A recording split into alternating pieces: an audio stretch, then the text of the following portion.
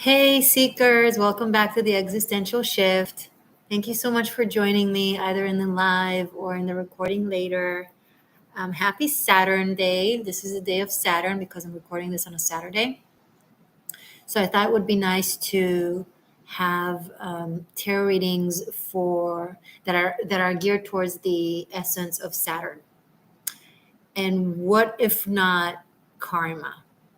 So I'm going to go over every single sign today, and we'll see what is your most relevant, immediate karma that you want to know about. If it seems to be good, then yay, enjoy it. If it seems to be negative in any way, then see it as, address it more like as a forewarned, forearmed kind of thing, and see the benefit of possibly knowing in advance and improving the situation. Because if you weren't meant to know in advance and thus receive the opportunity to improve, then you wouldn't have received this message.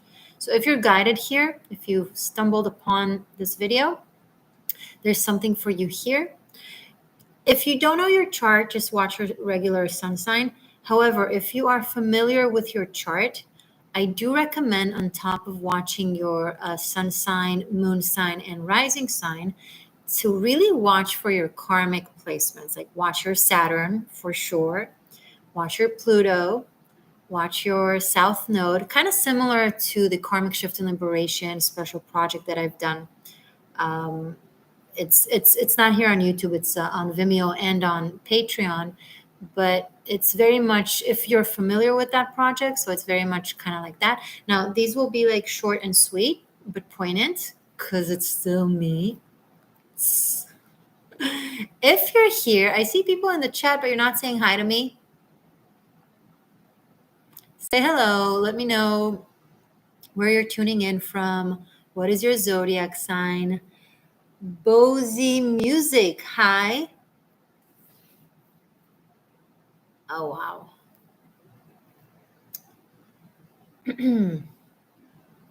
Stalkers who changed their name. Oh my goodness. So, hi Meraki. Welcome, Meraki 27. Hello, thank you for joining. Black Lotus, a moderator. Hi. Hi. So, and guys, please be sure if you're joining in ways of saying hi and helping this video echo in the realm of YouTube and reach the people that need it to reach, that it needs to reach, press the like button. It does the work. It's like this magic button that just spreads knowledge around. It's really cool and it's really easy. Edward, hello. Evening, Morgane. Evening, Cancer, and a rainy Saturday. Hello, Firefly. Cool. I'm glad to have you guys. I always love to hear what your zodiac signs are, just so I can get like a picture of who's in the house during the live, or if you want to later on comment in the comments. And I love knowing where you're from in the world. Like when I get people from all kinds of places, it's really fun for me. Hi, Pete. Welcome. Lil Daisy. Yeah, guys, if you're new to my lives, it's natural. Like we first chat a little bit. I'm saying hi to people. You are more than welcome to fast forward to when I start the readings. If you want to, timestamp. If you're willing to timestamp the readings, that will be so helpful for everyone else watching later to skip to when they want to see. Firefly, a Leo from Arkansas. That's very cool. Alexandra in Ophiuchus. Yay, the existential shift is in Ophiuchus. Black Lotus, Virgo. You're a South African in Miami. That's very cool. Meraki, Pisces, Scorpio, and Sag rising from Boston. Nice. Have all kinds of places. I'm filming in the evening. Normally I film daytime because I love daylight. For the lighting, I'm not a fan of the nighttime lighting, mainly because I have bad lighting. I could use probably to upgrade and get better lights. But honestly, I just really love natural daylight. But I felt, I don't know, I just really felt like I wanted to do this video. We went live yesterday. It was a lot of fun for your love life. And today we're gonna do some karma Saturnian stuff. Little Daisy from California. Cool. We have all kinds of weathers. All right. What else? Let me know if you guys are ready to start, or if you're in a bit of a more chatty mood. We're like 5 minutes in. I think we're good. Yeah, so if you're time stamping it, make sure to start with just chatting and introduction, and then start the first sign.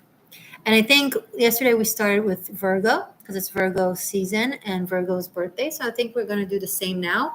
Although technically these are meant to echo through time. So meaning whenever you're guided to watch this, this is when you need to hear it. Yeah. Okay.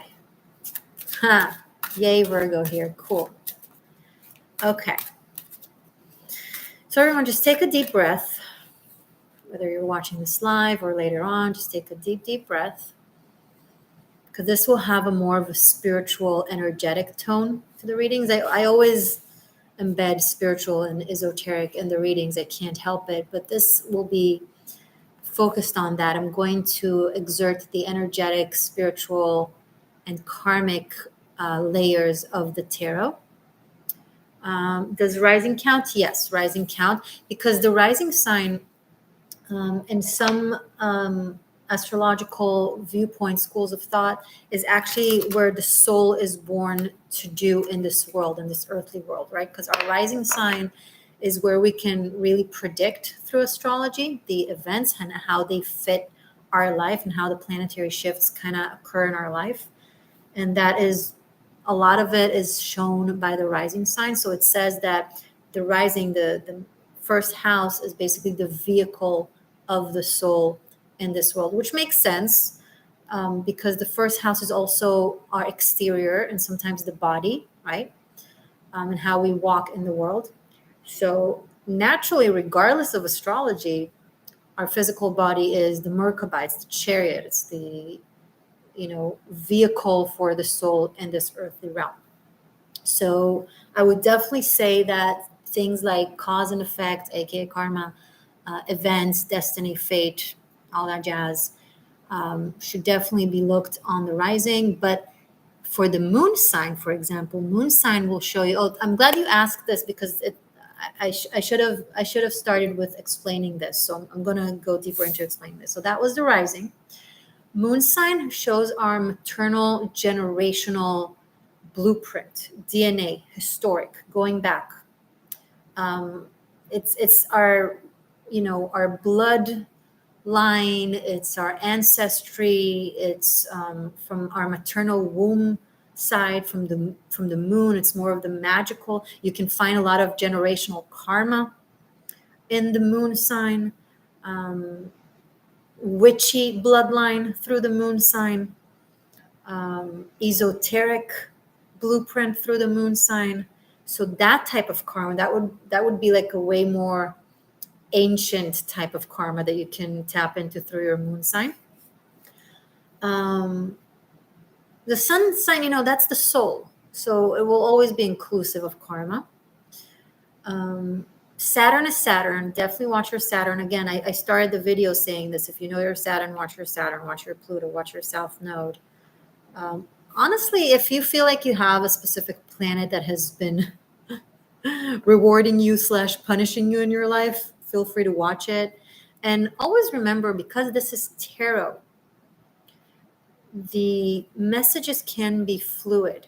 And even if you watch for a sign in which the karma isn't necessarily specifically yours, I give guidance that is generally spiritual guidance. So, listening to all the signs, even if you have the time and the desire, it could be very beneficial. Even if it's not necessarily for you, you will still learn from it about how karma works and different types of energy work and spiritual knowledge and stuff like that. So watch your placements. If you're feeling inclined to get yourself a cup of tea, a cup of coffee, water, whatever, and just hang out, here with us now or later in the recording and just watch through the entire signs, I can promise you that you will learn either way, even if you don't tap into something that is specifically for you. What else? Did I miss out on something? If I recall something else I feel like saying, then I'll just say it. Thank you, of course, everyone for joining. If you're new, welcome. My name is Morgane. I do monthly tarot readings for all the zodiac signs. And occasionally I have a mood to do all kinds of different lives and other creative content that is always somehow has some sort of esoteric, spiritual, energy work, witchy, philosophy tone to it. So what I'm doing now is extra. It's on top. All the general tarot scopes for the zodiac sign separately for this month are already up. Soon I'll start next month. So yeah, just this is an extra. Enjoy it. Okay. Yeah, I think we're good. All right. So if you're time stamping this, start from soon when I do Virgo first, but also include a little before that, between the chatting and now, include me explaining of the different placements and how to watch them. Okay, I'm working with the Rider-Waite Tarot deck. We started earlier. Let's continue. Take a deep breath. Focus on whatever belief system you are a part of. Be a god, goddess, gods, religion, nature. I don't care if you're a witch. I don't care if you're religious. I don't care if you're an atheist. I don't care if you're, not non-committal spiritualist, whatever. Black Lotus, I have no idea how you decided that 28 minutes is Virgo when it's 12 minutes now, but God's bless you. It's okay. Don't do it now. Don't do it now because I don't have the energy to follow it and correct it or say what so if someone afterwards can do it, or if you want to do it afterwards when you're more focused, then that would be great. So as I was saying, take a deep breath and connect to whatever your set of belief is, not from the mind, not from the cognition, but from how it makes you feel. Tap into the safest way of feeling that you get when you speak to your source, to your divinity, to your prophet. And just be in that feeling.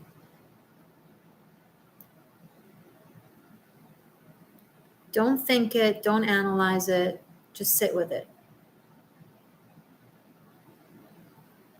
Ask for the best, most relevant messages to come to you, for you, without trying to interfere in it cognitively. Don't put in your whatever it is you think the answer should or could be or might be. Don't put hope into it. Don't put fear into it. Just stay with it. Sit with it. Okay. All right. Stay in it. Okay, my clock is messed up. Oh, that's why you wrote 28 minutes, because it was 8 and 28. It was 28 minutes on the time. Time stamping. Okay, guys, time stamping is in relation to the video. We've been 14 minutes now talking. So if I was to start the reading now, then it would be on minute 14 in relation to the video. It has nothing to do with the hour itself that is on the clock. Okay, later on, no one can be like, oh, she did Virgo at 30 minutes on the clock. It's not, it's the minutes within the video. So you looked at the clock. That's cute. You know what? You're a beautiful moderator. Do everything else. Don't timestamp. Just do everything else that you feel like doing as a moderator. Okay, but you are released from this. It's a thing that you have to focus on, and I want you to just enjoy the video. So just, yeah. And otherwise, it will just confuse others if we go by the clock instead of the minutes. Okay? So if you're doing this later, anyone who's doing timestamps later, the time that you're watching means nothing. It's the minutes within the video. Okay.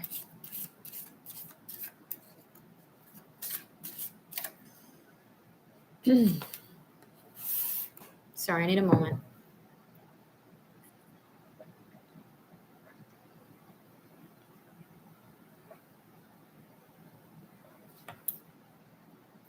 All right. When I know that it's going to be more of a serious tone to a reading, it's like a different type of focus that I go into. It's not to say that it's not going to be entertaining. It's just, it's a different flair to it. Okay. Now we're starting. Virgo. Virgo's karma. Most relevant karma now that they're dealing with. The most relevant karma that Virgo is dealing with at this moment in time that they are watching this.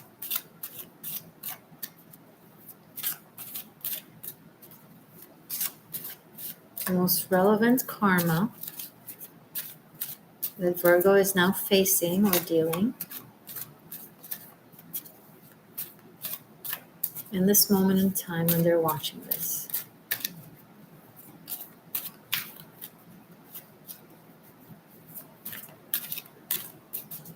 Wow, it's a lot of shuffle. Okay. Have one card, two more cards. The most relevant karma that Virgo that are watching, Virgo seekers,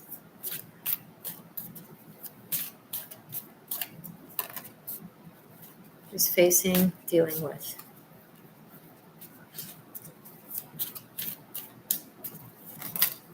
Too many cards. I just want one more, please.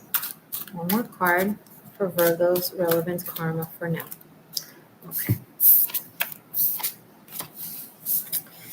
434, interesting. I have the Emperor, Three of Swords, and Four of Pentacles.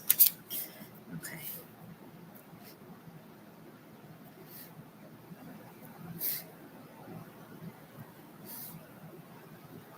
Very cardinal energy. I have cardinal fire, cardinal earth, and cardinal air.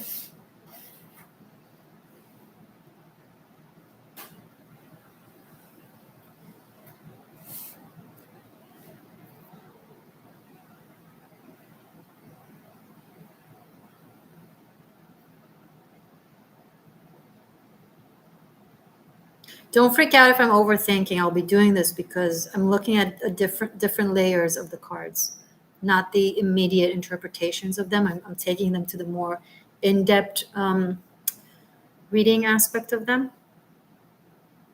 May the gods bless them. They have so many layers.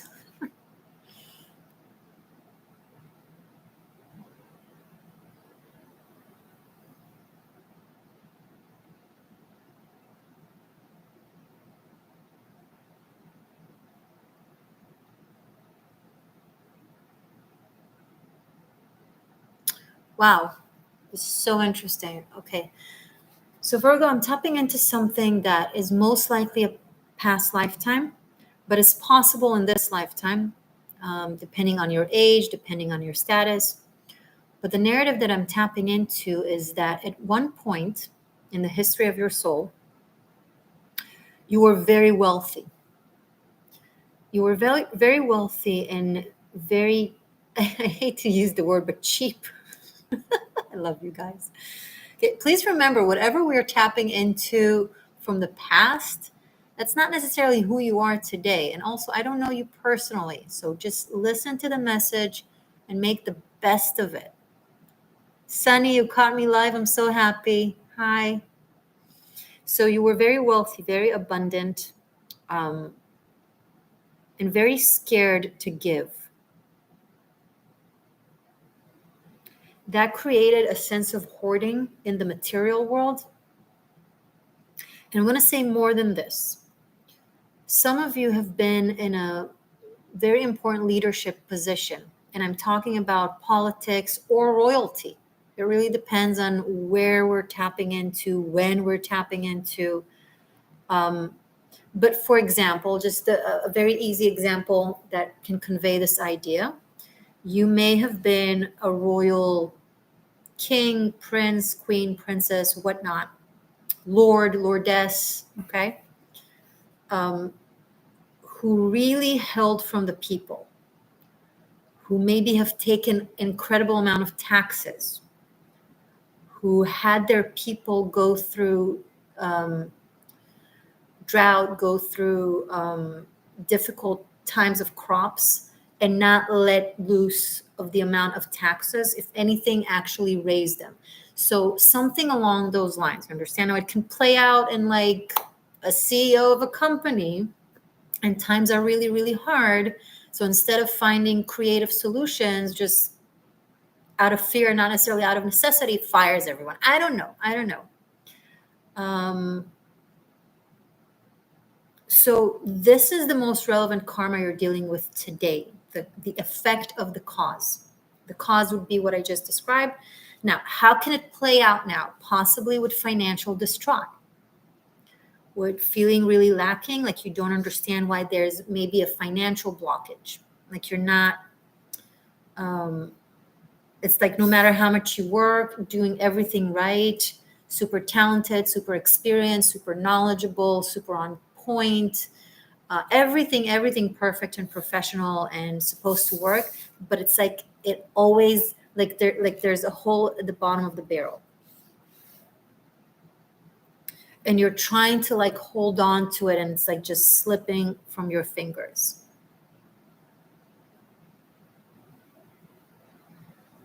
So if you're experiencing something like that, this could be your story, and that is possibly why. Now, you don't have to take it to necessarily the big, you've been a royal leader and you jib taxes from your people, like, but it is a major leadership position. Like this is like a king, a prime minister, at the very least a CEO, someone with people underneath them.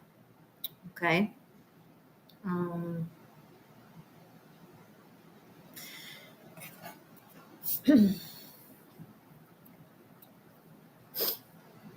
Yeah, that's the immediate challenge, karmic effect. Virgo, I strongly recommend that you watch the Karmic Shift and Liberation that I did for Virgo. You can find it either on Vimeo, the link is below, or they're all for unlimited streaming on my Patreon. You can find all the signs there. So if any of you feels like the message that I'm giving you, you don't feel like it's enough for you to understand how to resolve it, and I'm sorry, I'm going to try, but if for whatever reason you're left with what else do I need to do on the other side, then you are more than welcome to check out those readings. They are for purchase, but if you want to, if you can, if you're feeling guided to, they're very helpful.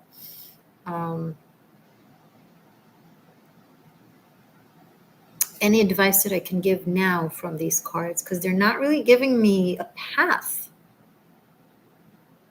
It's almost like this is the karma now. This is what they need to go through in order to create, or in order to regain equilibrium.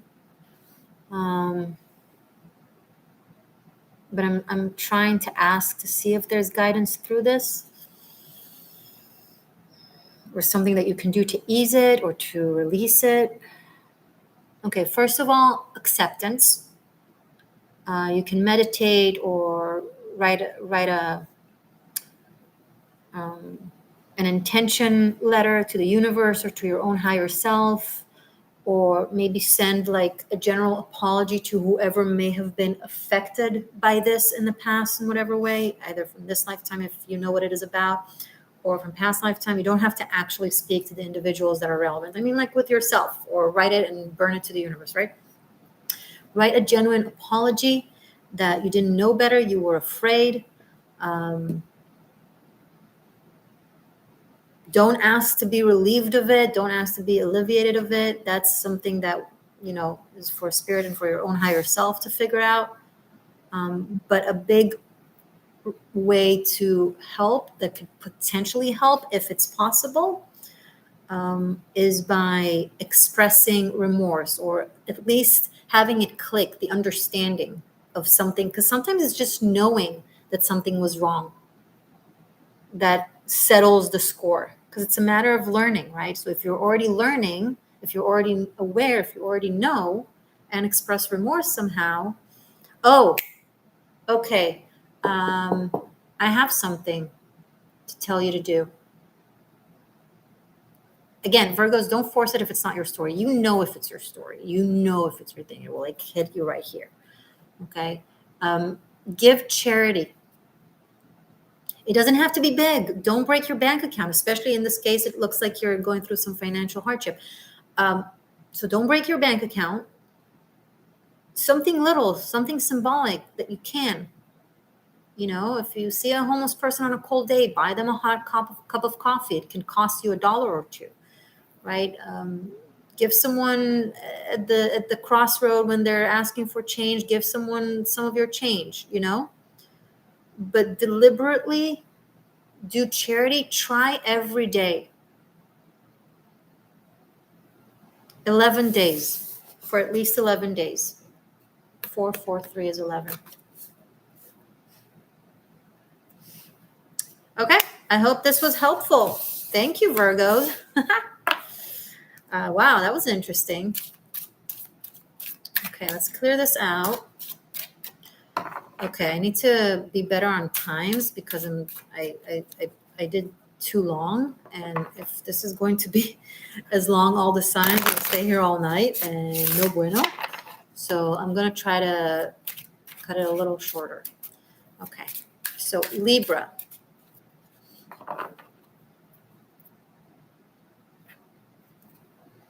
Libra.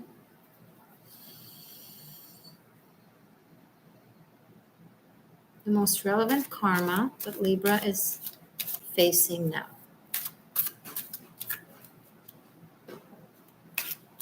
Hi, Janelle. Thank you for joining. Happy to have a moderator. Another one. Libra.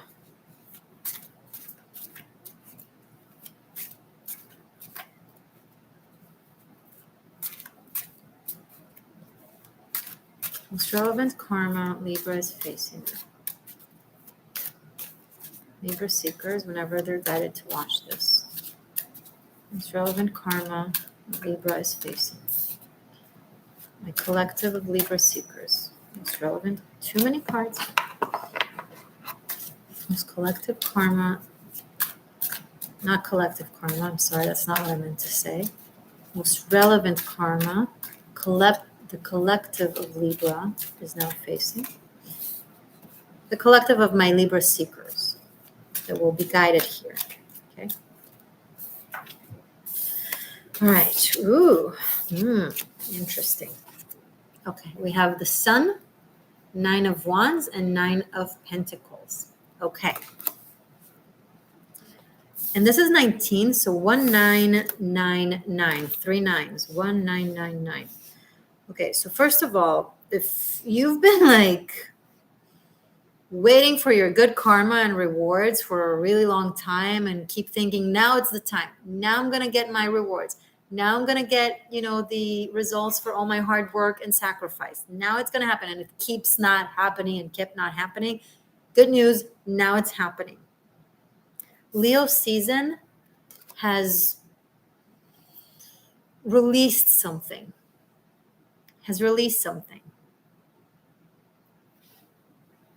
And Virgo season is going to bring it forth. And what do I mean by that? There was a blockage that was released in Leo season that was preventing some abundance and good karma arriving to you, Libra. And a lot of positivity that you've put in during this month, a lot of warmth, a lot of generosity, a lot of optimism, a lot of light work. It's just kind of almost simply unblocked something that was blocking your abundance. And it's now going to feel like everything that you worked for so hard and invested in so much and didn't see results, didn't reap rewards, now it's coming in. It's going to really soon. I know you don't believe me because you're used to like keeping it together and waiting and being patient and holding on and holding on and holding on. And it's around the corner. It's around the corner. Now it's really around the corner, and I mean it. If you just watch my Virgo reading, then you know it wouldn't sugarcoat it.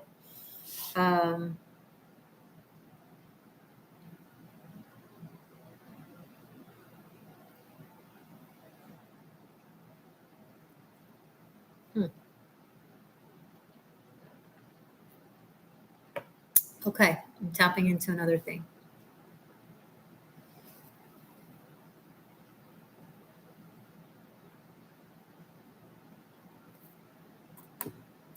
There's just an energy that is bothering me, like a stalker energy that is bothering me. I'm just letting the candle do its thing.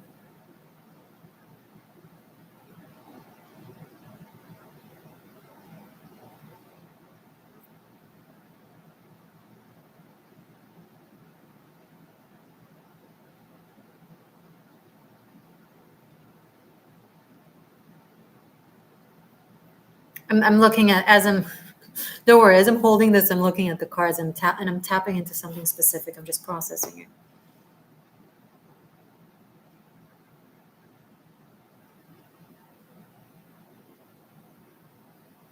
Wow, this is very cool. A good karma that is on its way to you, and specifically with this part of the reading, I'm not sure if it's really soon or sometime during your life, but it came out when I asked the relevant, so it's probably soon, sooner than later anyway. Okay, this is actually a fun thing that I tapped into with some of you Libras. So some of you have been like an artist during the Renaissance. So cool. You've been an artist during the Renaissance.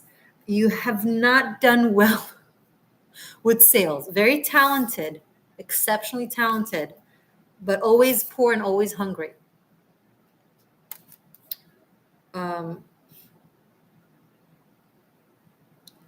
So the worth of your craft, the worth of your artistry is coming to you in this lifetime. So especially if you're like an artist, especially if you're a painter or a sculptor, I know it's very specific. There are all kinds of forms of art.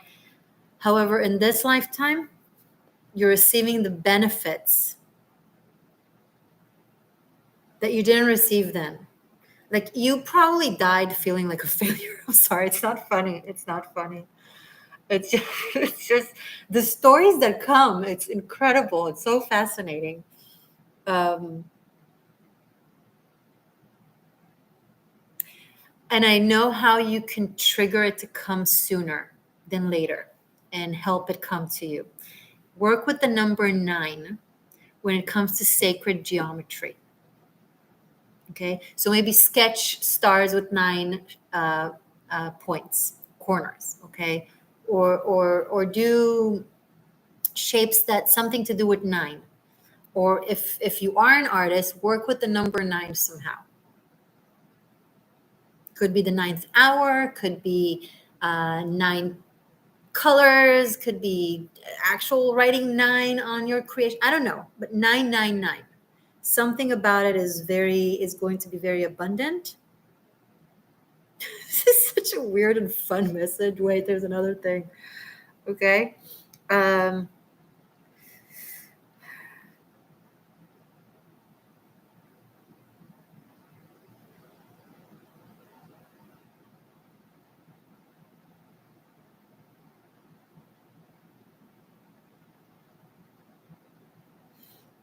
I'm trying to process the energy of whatever it is that's coming through. It's taking me a moment.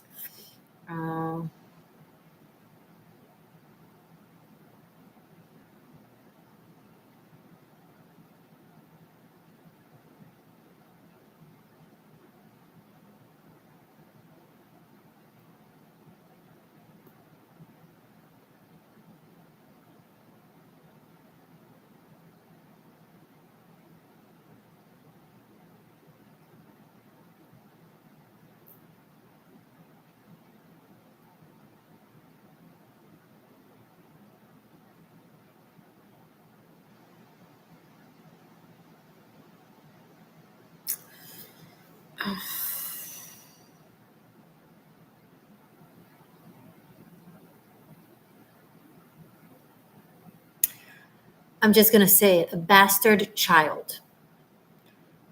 Terminology of back then. I don't think any child is a quote unquote bastard. Terminology of back then. Imagine a situation where an artist has a model that he paints, but he's also, say, married, right? Or has a family, and he has an affair with her and gets her pregnant and then casts her away when he finds out because he doesn't want her to ruin his family, right? Something like that. So for some men out there might be a surprise pregnancy that you'll have to be accountable for, even if it's uncomfortable.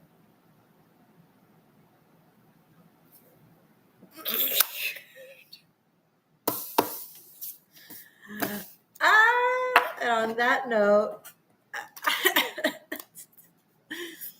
and the Renaissance period really came through very strongly. Okay, I'm going to take a moment. Wow, these are a lot more energies that I knew it's going to be. I knew it's going to be a lot on my system, but and we're only 2 signs in. Okay, we can do this. We're going to do this.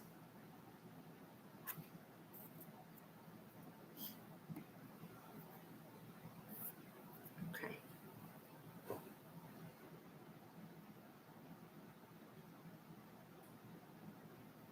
Just taking a moment, guys. I'll be right with you. And then I'm going to do Scorpio.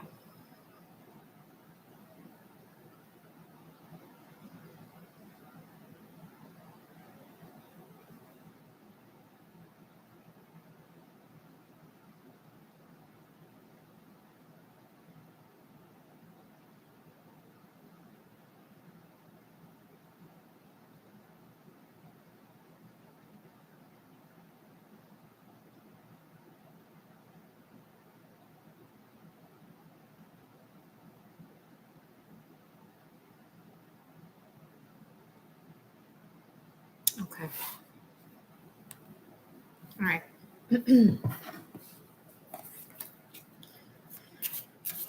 Scorpio.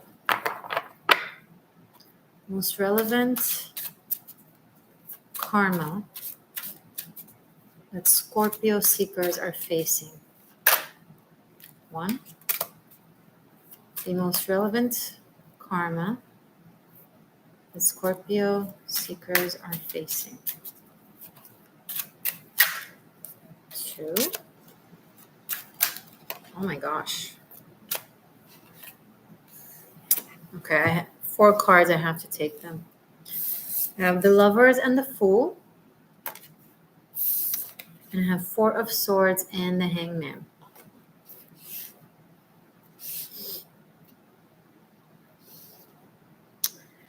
This is coming through very simple. Wow. Very direct, very fast. Thank you. You were very, at one point, either in your life or in the past, I will keep saying at one point in the journey of your soul, and you apply it to whether it's been a few years ago in this life or past lifetime, whatever. So at one point on the journey of your soul, you were paralyzed. Now, maybe physically, maybe just societally held from any sort of freedom, being born in a town, getting married in a town, dying in that town, never leaving, never knowing what's outside. Whatever restrictive energy, it could have been religious restriction, it could have been physical, like actual physical inability to move, or something held you, I'm picking up captive, either captive or prisoner for some.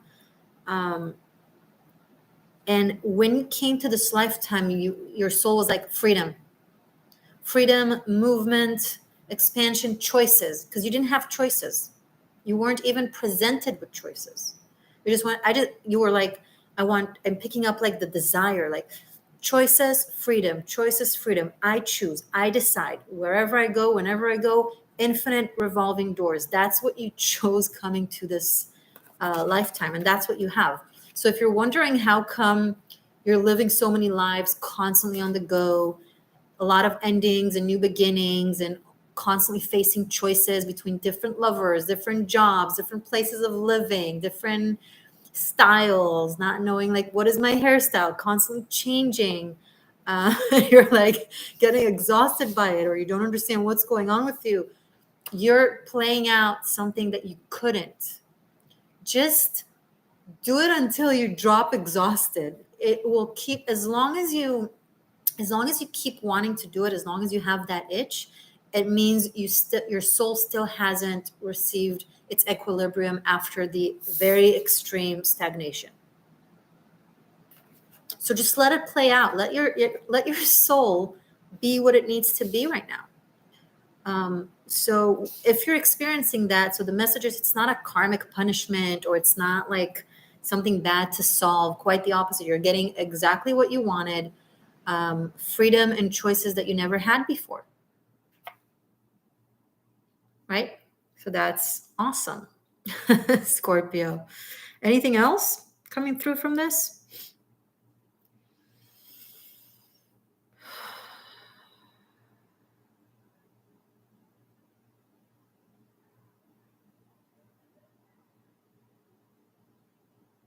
Nope.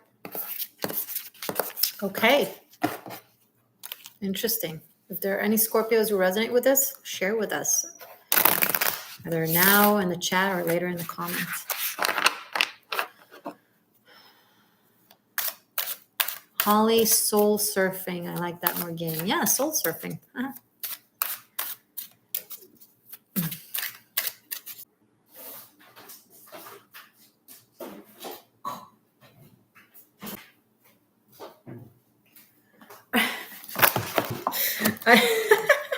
I have chocolate cookies shaped like cats. And I have coconut macaroons. They're both vegan. Just so much fun. Okay. So I have to. So good.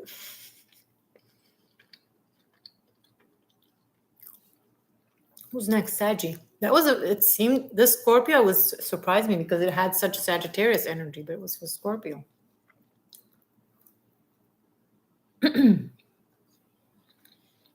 Yeah, prepare yourself, guys. This is how this video is going to be, because to you it looks like I'm stagnant as I process these energies, but inside a lot is going on, and my system is just on hyper, is just on it, because I don't know how to explain this process, but I'll try. So I get the energy, I get the knowledge, the information, but it comes in the form of energy, the information. So the brain needs to process it into an actual narrative, story, words. And then it happens in my brain, but then I need to articulate it to you guys. And the energy aspect itself, how it comes to me, like my entire, I don't know how to explain it, whatever. Bottom line, it's a lot. Okay. But it's cool. It's also invigorating in a weird way.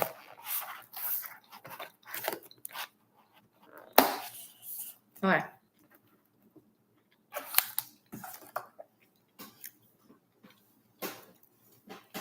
By the way, if you're interested, guys, super thanks and super chat is open. Feel free. It is absolutely not a term to be aligned with the energies, but you have the option. Okay.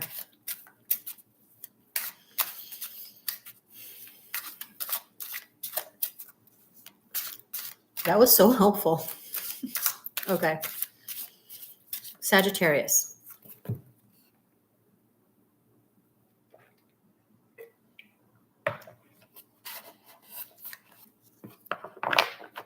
Calibration uses an abundance of physical energy, Holly. Yeah, I agree.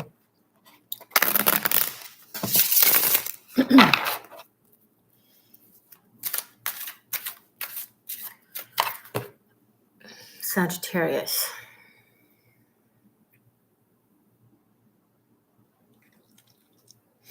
Most relevant karma that Sagittarius seekers are now facing.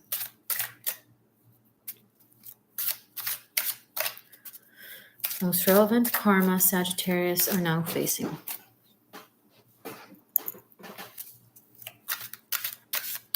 Most relevant karma Sagittarius are now facing.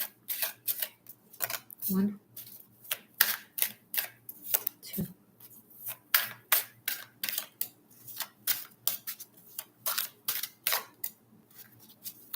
Most relevant karma Sagittarius. Where did it go? Hold on.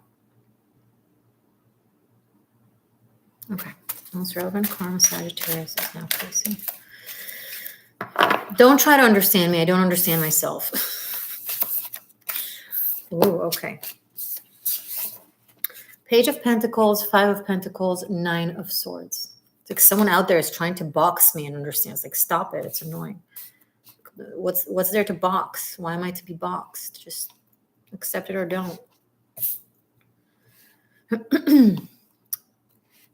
Sagittarius, Page of Pentacles, 5 of Pentacles, 9 of Swords. Service is the first word that comes to my mind. Something with service. Okay, let's pull on that string.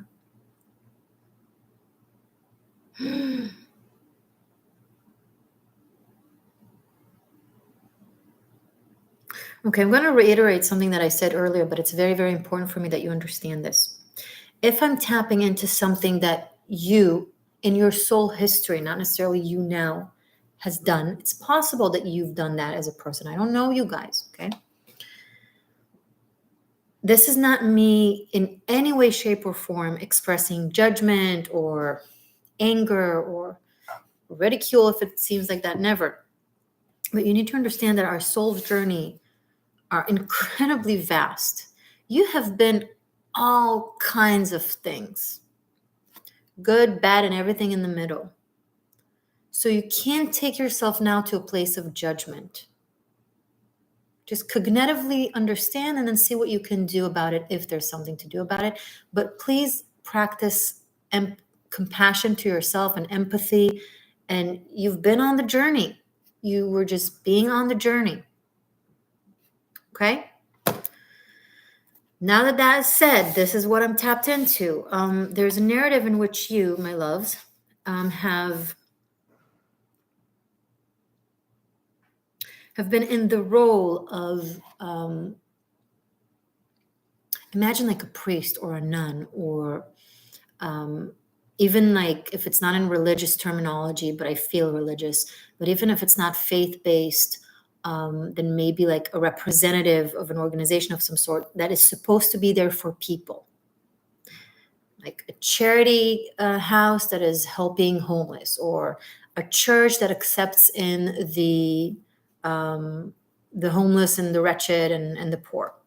Okay, something like you've been in that position of helping those in need. The thing is,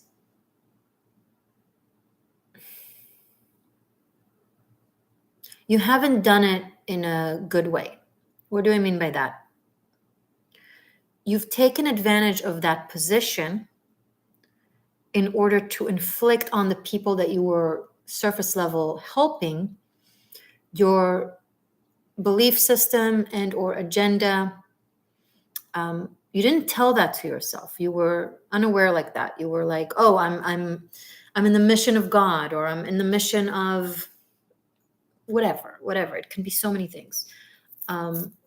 But in that name of God, or in the name of the goodness, or in the name of the being charitable, you've messed people up and you made their situation way worse. I don't know how you did that.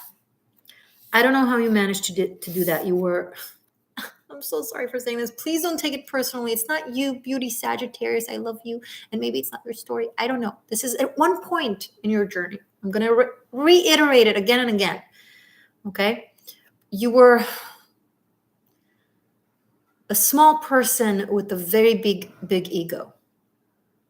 And you caused a lot of harm for people. So maybe, how do I okay, so Morgane, great, but what now? What is the karma now? The karma now Angus, don't say that. Don't say that. I get to say that in the language that I know will help. But please don't say that. I know, thank you for your support. I know you've been a follower for a long time and you're a channel member, and I truly appreciate that. But don't say that to people. They were absolutely not horrible. That's not, it's just, I have the responsibility in the way I express it to make sure that they understand that this is not, that you guys understand that this is not you horrible. No, you could be the most amazing human being now. I don't know you. Okay. But the karma, cause and effect, a result of, because your soul is your soul. Yeah. So the karmic result of this can be, now that you're facing that is relevant, is maybe someone in your life that presumes to be helping you, supposed to be helping you, meant to be helping you. Maybe they get paid to help you.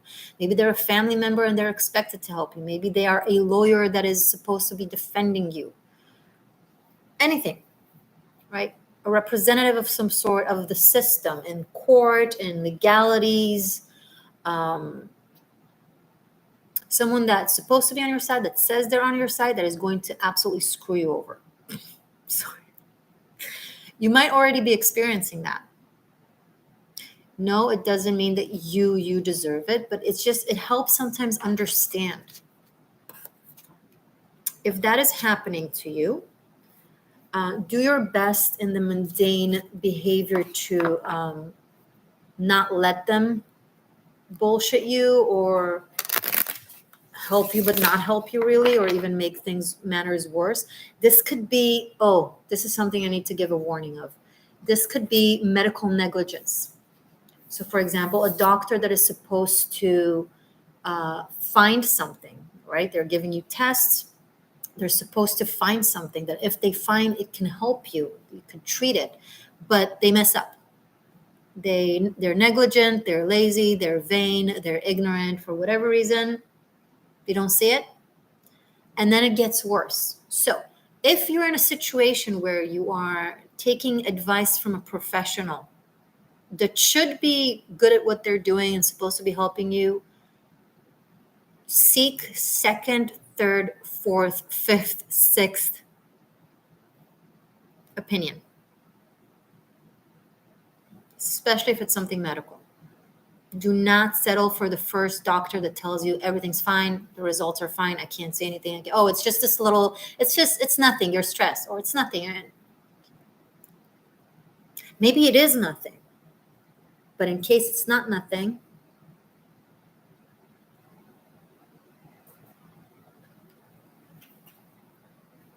okay?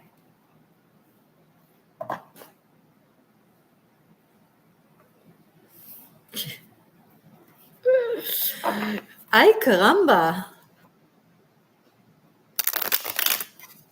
Brenda, I know, love. I know you're beautiful. It's okay. Okay. These are, I told you guys, these are serious, meaningful messages. Okay. So you got to place them where they're at. And again, I gave the intro of clarifying. We've been around the block as souls. We've all done all kinds of things. You're just privileged enough and lucky enough now to enter a space where you can get a glimpse at it, forewarned, forearmed, and understand why things are happening now in a certain way, or try to like ease it. Okay. But we're all dealing with things like that. And we've all made mistakes this lifetimes and past lifetimes. Okay.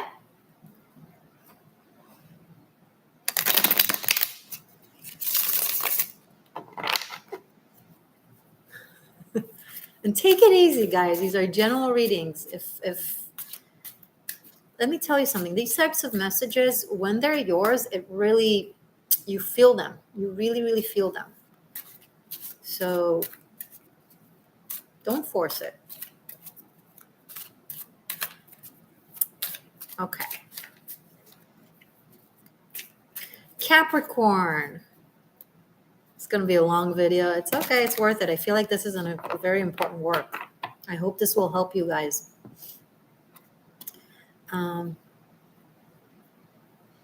Capricorn.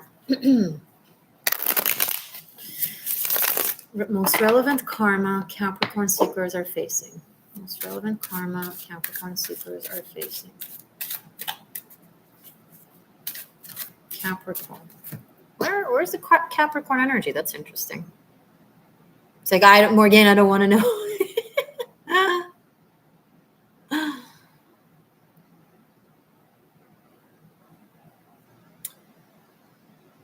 Capricorn, where are you hiding?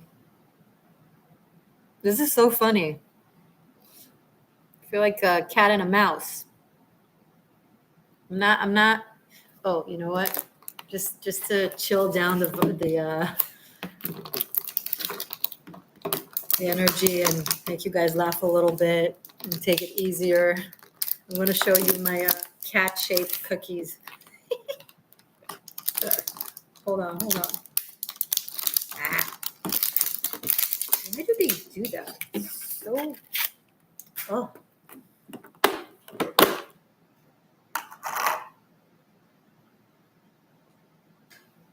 Wait, that doesn't look like a cat. Where's the cat?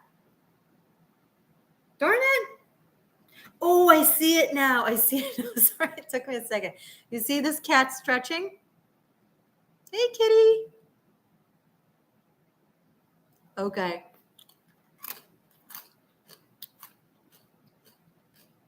Capricorn, see, we're just being like kitty cats. Everything is okay.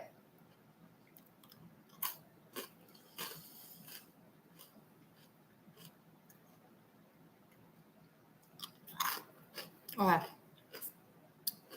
So from here on, I'm going to assume you get it, and I'm not going to keep reiterating things and pet you to make sure that you're calm. I've done it. Now all the signs, remember what I said, rewatch it, and take a chill pill. Okay. Capricorns.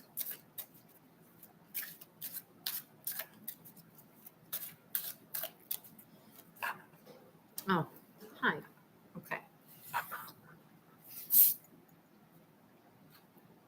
Most relevant karma for Capricorn seekers.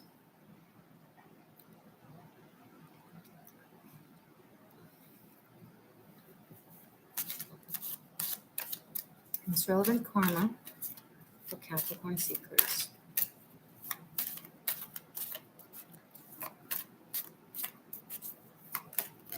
This one.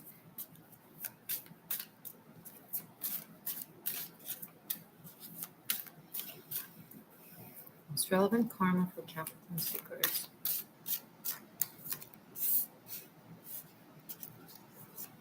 Most relevant karma for Capricorn seekers. Okay.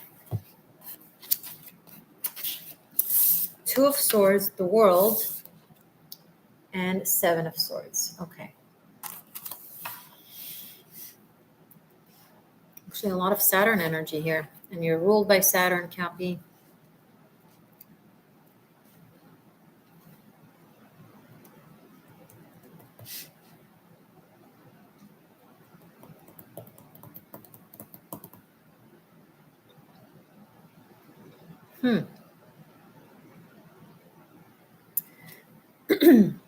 A lot of you have been inflicted with your whatever karma that is yours throughout the past, 12, 14 years when Pluto is transiting your sign, still in your sign. As Pluto moves into Aquarius in 2023, a lot of the karma that you were delivered in like a very intense, extra poignant manner is going to be really, really freed. It's almost like you decided to come here and have like a crash course, like a very intense process of a decade plus, in which you burn out a lot of karma from all kinds of lifetimes. So you could just be free of it and start building new earth. This is big. So Capricorn, many of you have a very important role in the restructuring of new societies, of new earth. If you want know more about New Earth, either check out Dolores Cannon's work, or you can watch my video about New Earth prophecies on the 13th element playlist, where I speak in depth about it. So apparently you have, that's very interesting, a very important role in building the new structures. But you can't really do that unless you are aligned with the frequency of New Earth, and you can't be aligned with the new frequency of New Earth if you're carrying heavy karma. So the past decade plus has been very, very intense. Apparently, the Pluto being in Capricorn, that's the exterior reason, okay? But the reason why you came here as a Capricorn and chose to endure this very intense all at once karma, all at once, like a decade plus. Anyway, it's been hard. This is why. You're being uplifted from it, elevated from it when it moves into Aqua. Is it March 2023? I believe.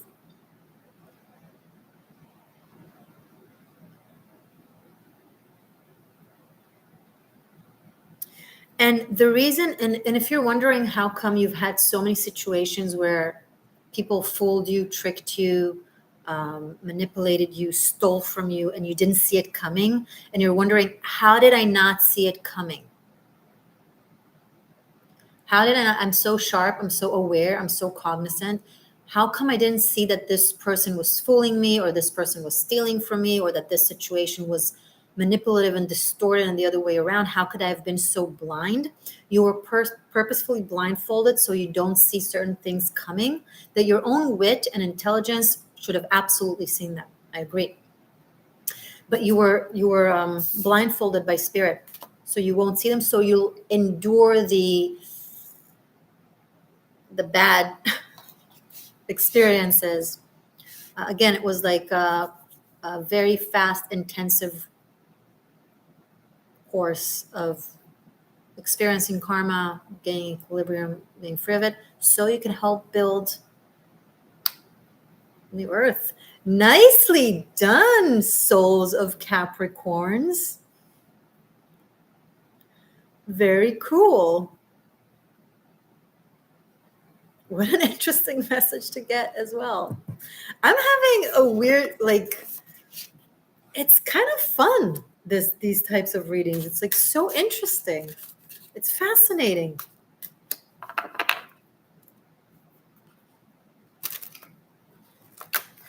Okay, very cool. Aquarius.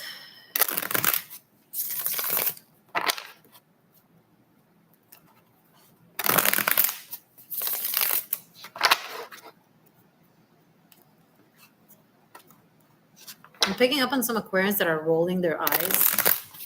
If I can't teach you anything, what are you doing here? Hi, smartass. Those of you who are rolling your eyes. If I can't teach you or tell you anything, why are you here? Okay? And you're just going to prove yourself right, because I'm not going to focus on the eye rollers of you out there. I'm going to focus on those who are in tune and want to receive the message, so you don't waste their message with your energy. So if you want to shift that, take a deep breath, show respect to yourself and to who you choose to watch. You don't have to. So you could be included in this message. Otherwise, I'm cutting your energy out. And then you'll be right, because it won't speak to you.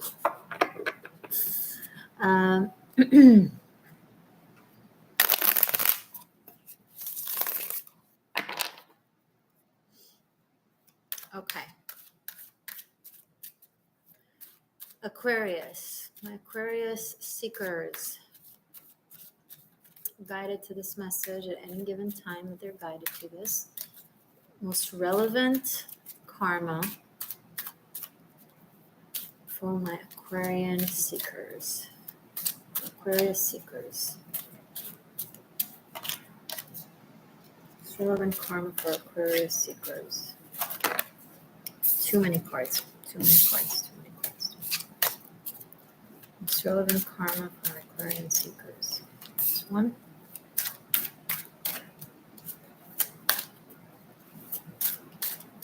Most relevant karma. 2. Most relevant karma for my Aquarian seekers. too many cards. My goodness. One more, just one more. It's relevant karma for my Aquarian seekers. Okay.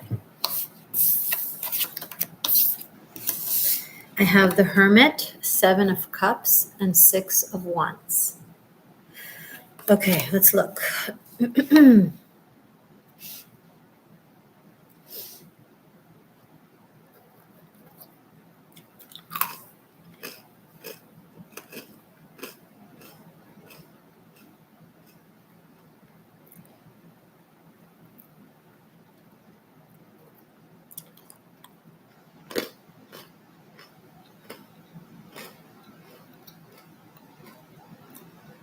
Wow. It's kind of romantic and tragic at the same time. Don't freak out. So, at one point in your soul's journey, you've chosen flashy, superficial over someone of essence.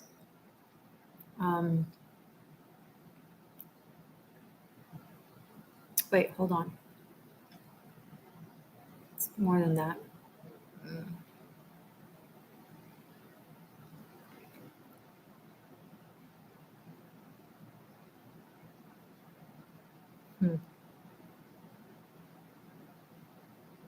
Okay. So, as I said, still, at one point on your soul journey, you've chosen something or someone flashy, status oriented, financial oriented, whatever, over something and or someone of essence, of spirit. You didn't see their value because they were dressed in rags. So something that someone full of value on the inside that didn't seem valuable exteriorly. It's more than just missing out on them or it's blunt disrespect. It's almost like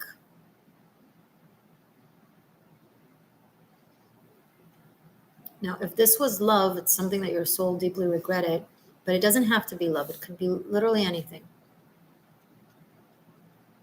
It could be that your child in a past lifetime was very sick and a medicine woman or a medicine man came to you and they knew how to heal your child, but they were either dressed in rags or they weren't familiar, they weren't famous where you lived, or they didn't have the status or something. I don't know, something about their status. Maybe they were a woman and you were like, only a man can be a proper doctor. Something weird like that, right? Or maybe they were the quote unquote wrong color, or quote unquote wrong religion, or wrong gender, whatever. You missed out on someone that could have healed someone important to you. And that's just an example. And you went with other physicians in this example that were more familiar or had the status or the show, the show off. And you lost your child because of that, or something bad happened, or you ended up you married someone because you thought that the person in rags is just in it for the money, and then you ended up someone you thought was abundant and wealthy because they were dressed all, but it turned out that they were just faking it. They were actually very poor and they were actually with you for the money, and you missed out on the person that actually loved you. And from fear of being with someone that is a gold digger, alleged, you actually ended up with a gold digger because you looked at superficial characteristics to make your decision. Some of you, now there's two lanes. Some of you chose in this life to be of no, either no status or no fame or no money or no honors, so that your soul, when the person of essence returns in this lifetime and meets you, it will be easier for you to recognize them, so you don't miss out on them again. So if you're living a life of solitude or poverty or loneliness, or like very simple, very dull, or very serious, or very demanding without too much fun or anything like that, or solely essence, or you hate money, right? I'm just into the essence. I'm just into philosophy. I'm just into poetry. I'm just into art. I hate money. I don't hate money. I'm sorry. But you know, you say these things because abundance has fooled you in the past. But the thing is, it wasn't abundance that fooled you. It's you that fooled you. It's your perception of abundance. It's you associating abundance with wisdom necessarily. So you don't need to punish yourself. Your soul doesn't actually need to punish itself financially or abundance-wise in order for you to recognize truth. Consider maybe now you're able to recognize it without loss. Okay. Now, if that's the case, a way for you to change that fortune, to change that luck into abundance, is when you finally encounter this person again in this lifetime, and they will still wear rags. They will still have the alleged wrong status, or the seemingly surface level, not carry the importance that you think people should care. I don't know, whatever. If you recognize them in this lifetime, and you don't make superficial decisions based on being fooled, you know, then you will resolve this karma. However, if you don't recognize them again, this will continue. Possibly you'll have to carry it for another lifetime. Now, if you were of riches and success, this is where I'm catching it. This is the other line that I said when I mentioned there's two. So another possibility is that you actually came to riches again in this lifetime, and are being set in the same type of situation, except that this time is a test. Will you recognize essence over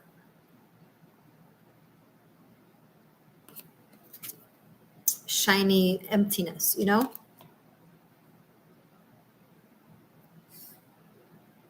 Then you will sustain your success. But if not, you will fall, quote unquote, to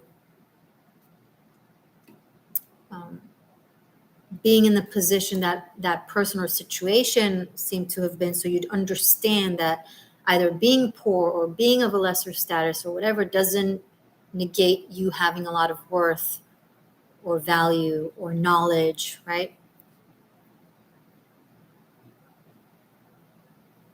Just because I'm a seed today doesn't mean I'm not a tree, a marvelous oak tree. Like learning to recognize potential and the value of the soul of who stands in front of you.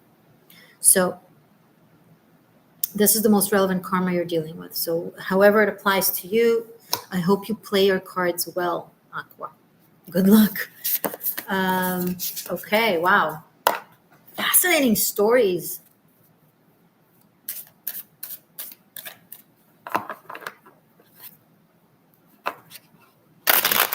Pisces. You know what it reminds me of, the Aquarian message? It reminds me of the story of the witch wearing hags, right? Like a really dirty homeless person knocking on a home's door, asking for food or shelter. And if she's cast away, then she curses the home or something like that, or maybe not. Maybe they just don't get the awards. But if they let her in and treat her like a royal guest, just because she's a guest. Once you're stepping into someone's home, you are a guest and you need to be treated as a guest, right? So if they actually take her in, it's an allegory. I forget from where. So if they take her in and treat her well, then they win riches or blessings or whatever. She shows herself to be like, I don't know, the powerful witch. I don't remember how the story goes, and blesses them or something like that. A Black Lotus, this reading is probably the most interesting reading I've seen this year. Thank you. I'm so happy to hear this. That's so cool. That's very cool. Okay. Anyway,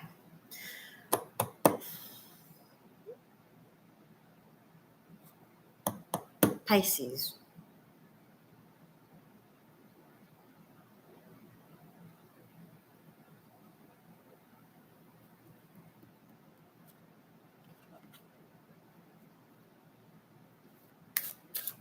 Clear out the former energy.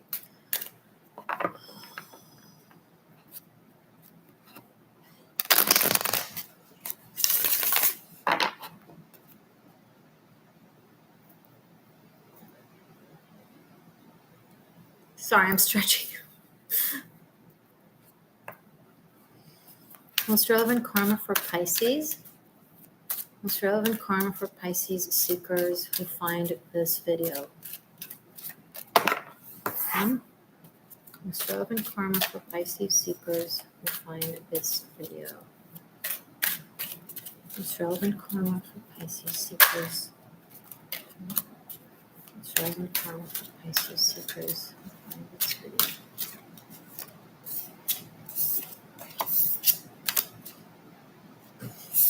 Look at you. Show off. Pisces are showing off. Magician, Ace of Wands, and Knight of Pentacles. Okay. Let me look. Pisces karma.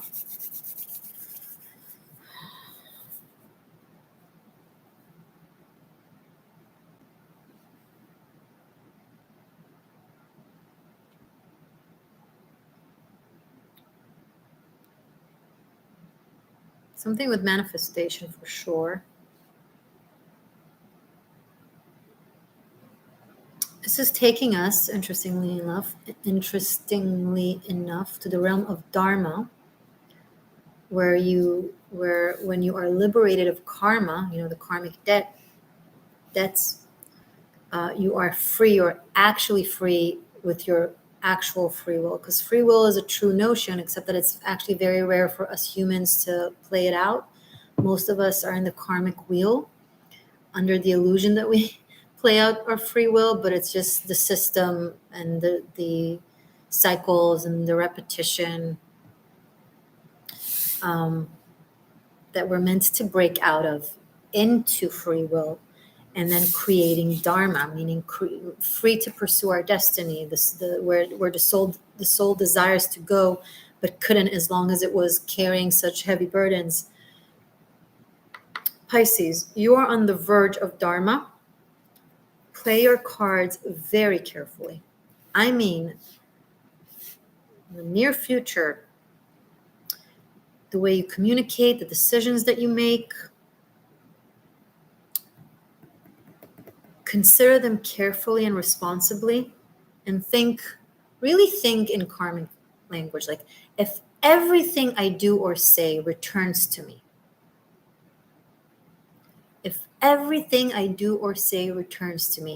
what should I say and what should I do? Now, do not fake things. Do not lie. Don't be like, oh, if I tell someone that I'm not into them, then someone else will tell me that they're not into me. So don't lie and be like, okay, I'm into you. No, not that kind of superficial BS. But however, be honest with the person. Communicate the truth to the person with respect and empathy, as much as needed. I mean, if they turn around and act all crazy, then that's on them. But you do what you need to do, right?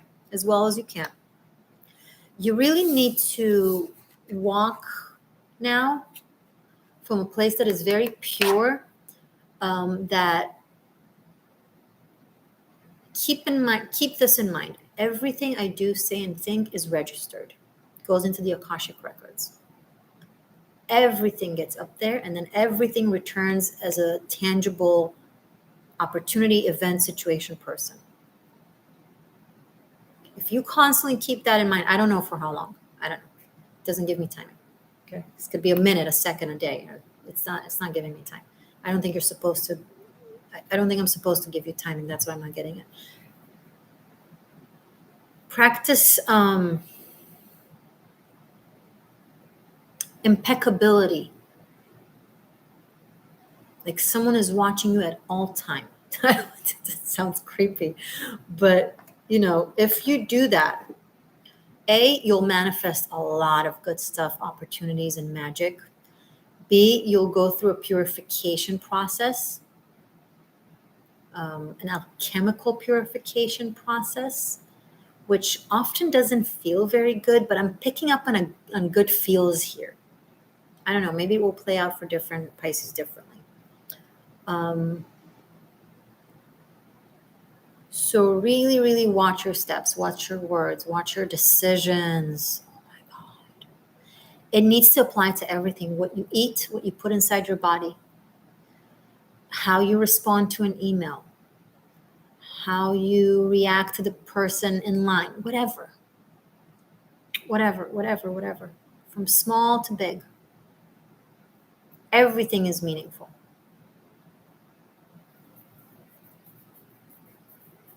And if you'll do that, and you'll do that in a way that will sit right with your inner shaman, spiritual warrior, this is a really great reading, Pisces. Then it will open sesame. It will open some doors. You can't even begin. Some of you have some really good karma, good results wanting to come in for you. But it's almost like it's so good that there's like one final, like, okay, let's see that they're in the frequency. Let's see that they're worthy. Let's see that something. And I know it sounds very testy and very religious, like, and you need to understand, guys, if someone is testing you, it's you testing yourself. It's your own higher self, and it's progression. Okay. It's almost like, think of a student that is super, super sincere, right? And honest, that they are testing themselves on their own knowledge, and they only pass themselves to the next grade or the next level if they, if they passed, truly, they did well. So your own higher self just wants to, it's pure sincerity, right? Your higher self. It won't let you go through the next level. It won't let itself get to the next level unless it's ready. And also physics won't let us, frequency is a real thing. It's a tangible, quantified thing. And scientifically, you need to align with something in order to be able to be in that sphere. Okay? And your soul really wants to get to that sphere of Dharma. It sees that it can, but it's just this act of impeccability, or acts of impeccability, is the thing that will really get your frequency or resonance into that place. I really love this message. Very freaking cool. Wow. Okay, Pisces. So who do we have left? We have Aries, Taurus, Gemini, Cancer, Leo, and we'll do Ophi too. So 6 signs. Oh my God. We've only went through a little more than half, and it's like an hour, 24 minutes. Okay. My God, I'm really doing long readings, but I feel like this is such an important video. I'm so happy with it. I'm so happy I decided to do this. Okay.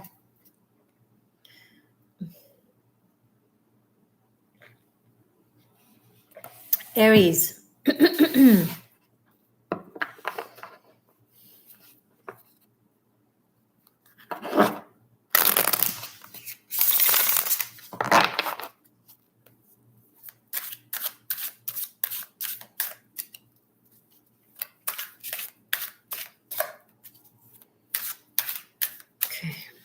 Aries. Most relevant karma Aries seekers who are guided to watch this video are facing.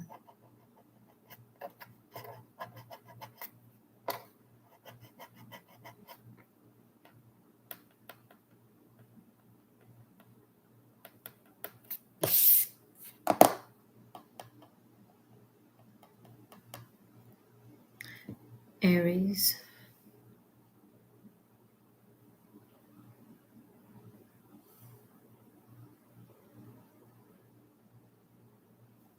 I'm picking up on Aries that are very worried. I don't know what you're worried about. We haven't even started shuffling.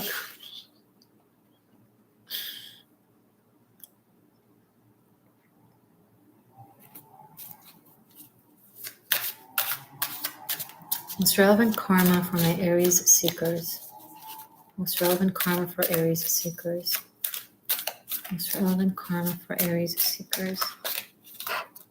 Most relevant karma for Aries seekers. More guided to watch this video.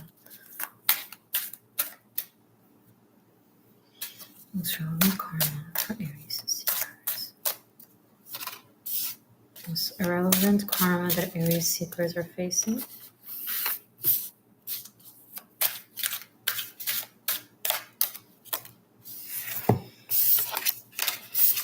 Okay, ooh, interesting. We have 10 of Wands, the Fool, and 10 of Pentacles. 10, 0, 10, 1, 0, 1. It's like the code, the 1, 0, like the code of the Matrix or the code of computers. 101, 1 on 1. Sorry, hold on. 10, 10. 110? I don't know if it speaks to any of you. 10010 or 2 10s, 10 10. Dogs.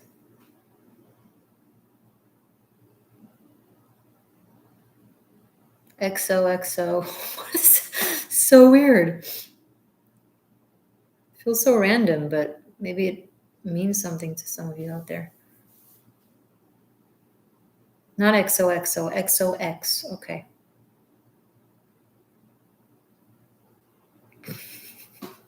Hold on.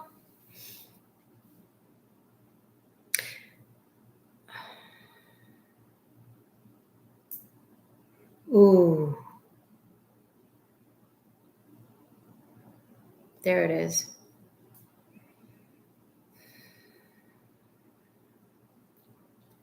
So this is lineage karma that is coming through.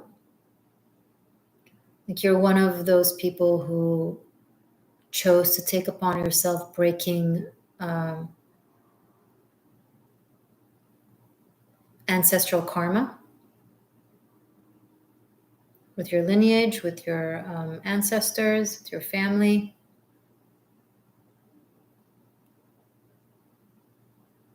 This is interesting. So some of you, those that I'm tapping into, that it's your reading, this is so ironic. Wow. So you broke out of your family and or your culture and or your homeland and or your religion and or just family, I don't know. And you're on your own path. Okay, you're on your own path. You don't have maybe family support, or you don't have ancestral support, or not a living one anyway. Definitely for sure past ones, that's for sure, but not necessarily living ones, or not as ideal as it should be, or far from it. So seemingly you're outside of the nest. Seemingly you're outside of the group, of the family, of the community. You're outside of it.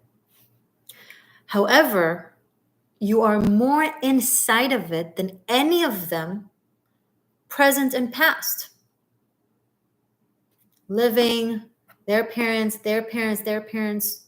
You're away from them either geographically, or you're not in touch with them, or something like that. But you're carrying more of their energy than they are. What does that mean? You are carrying all their karmic burdens.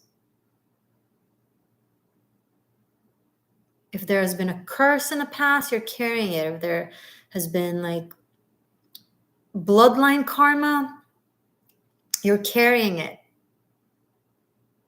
What do I mean by bloodline karma? For example,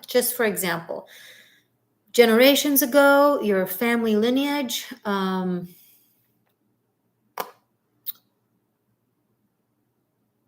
my God, the example that comes to my head is so terrible that I am very hesitant of giving it because I don't want to freak some of you out. because it's not, I'm not saying that it's that, I'm saying it's just example that really is easy for me to give. Say you were a family in a time and a place, your family was at a time and a place living where there was a group of people persecuted, and you have instead of hiding them or helping them or just let them run away, you've ratted on them. Not you, your family in the past have ratted on them to the authorities, and they end up killing them, right? Something like that, something terrible. I'm not going to say the example that came to my head. It's too much. You're going to just like become pale, and you're not going to listen to me, even though it probably has nothing to do with you. But no, confirmation to not say it. Because it's just a technical example to get you to understand, but I already made the point clear. I'm leaving it. So things like that, I'm sorry, I lost track for a second. Things like that you took in your own path in order to resolve and let go of. I'm not going to lie, it's heavy AF on one hand. On the other hand, it's saintly.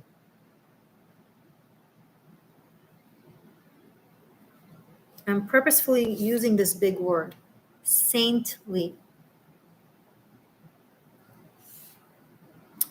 If you have not yet departed from them, but you feel strongly in your bones that you have to, and you're so worried of the consequences, you're likely very correct when it comes to the consequences you fear. But you're also likely correct in your instinctual desire to do it anyway and face it. It's like you chose this mission.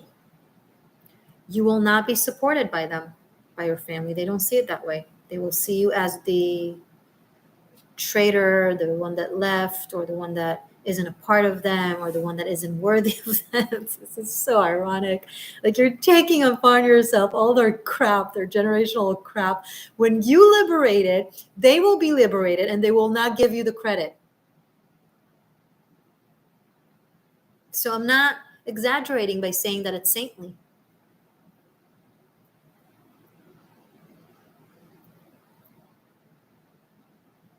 It's going to be a long journey. If you've already been on that journey for a long time, then okay. 10 to 20 years. You wanted me to say it. In total, since it started. If you were born an outcast, then since then.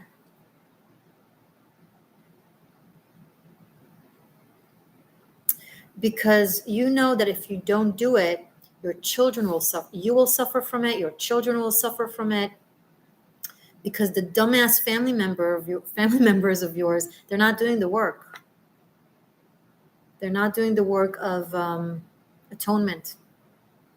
They're not doing it. They're very vain. I'm picking up on some very vain people, very detached people. They mock you.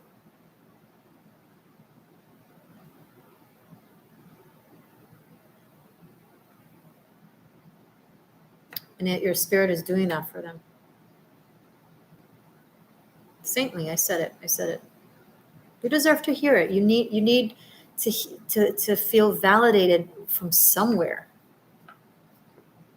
You know?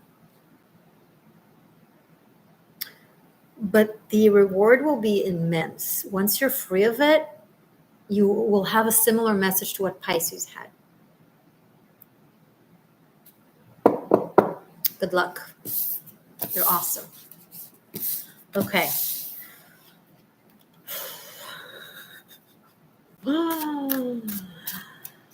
You guys are fascinating.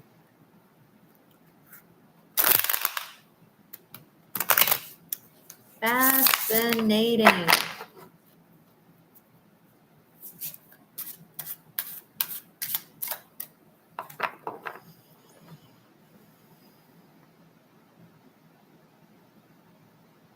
I'm picking up on a question. Does Black Moon Lilith position count? Yes.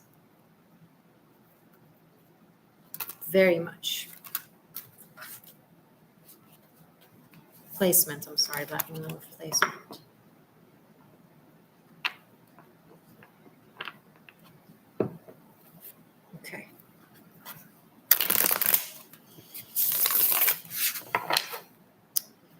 Taurus. Let's clear out some headspace. Okay.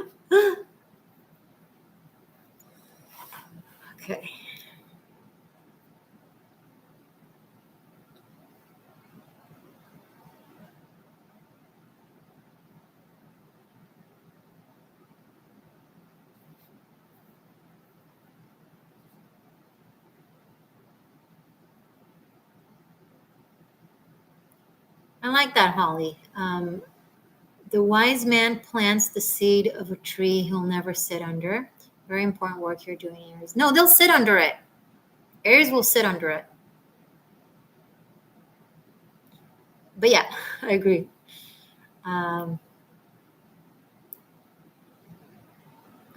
Black Lotus, that's cool. Okay. Yeah, and you guys, I do recommend to watch this reading again if you found it profound, truly, if you found it resonating and helpful. My readings are known, I've been told a lot, to have multi-layers. Like when you watch them once, you get certain things, and then when you watch them again, and then again, and then again, and each time apparently another layer is unveiled.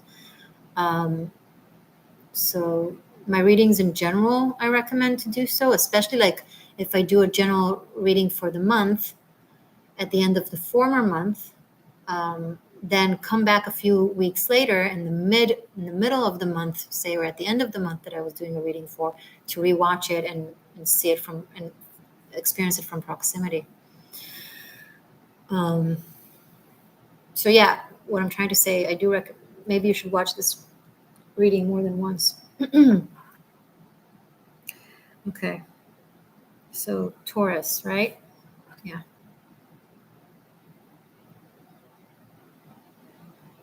Message for Taurus. It's relevant karma for Taurus seekers who will be guided for this video. To this video. It's relevant karma for Taurus seekers that are guided to see this video.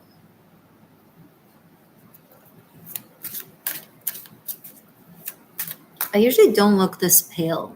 I'm actually very tanned. I have color. It's this lighting. Okay.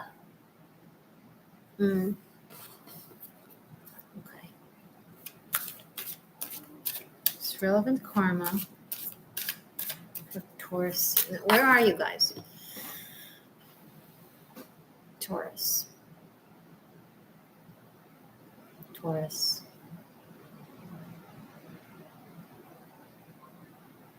Oof. Wow, I tapped into some very commanding energy, almost like looking at me like, why are you interfering with my work kind of thing. Taurus! Huh? You're like, I can give you messages. Okay, give me messages. Taurus. Very commanding energy. Not like bad, not like mean. I'm not picking up on mean, just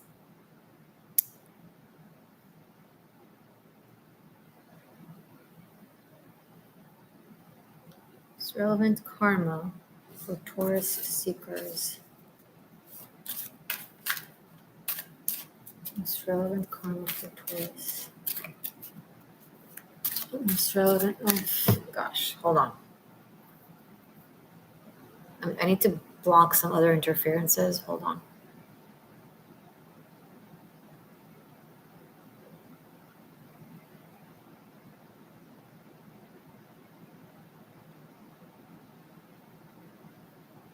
Okay.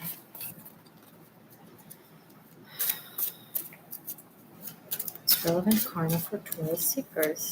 Please? Please? This is so funny.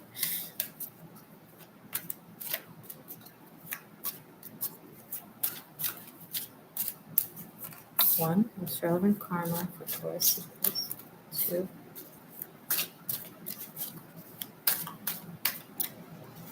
it's relevant karma for Taurus seekers. Okay.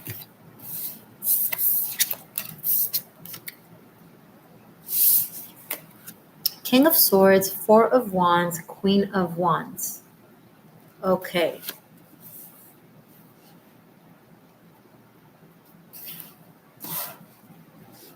Who are these people? Okay, let's look. Marriage. Marriage.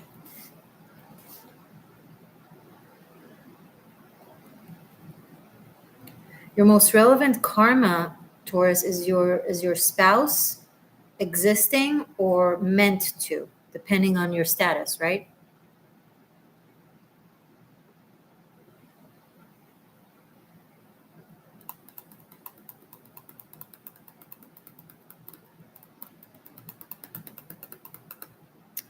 You have faded, okay. If you're worried or wondering, love, all that jazz, romance, let go of all the worries and all the effort. There's something meant, destined, fated, however, karmic, however, not karmic in the negative association of it, but something very specific, very specific that is yours. It's already written. It's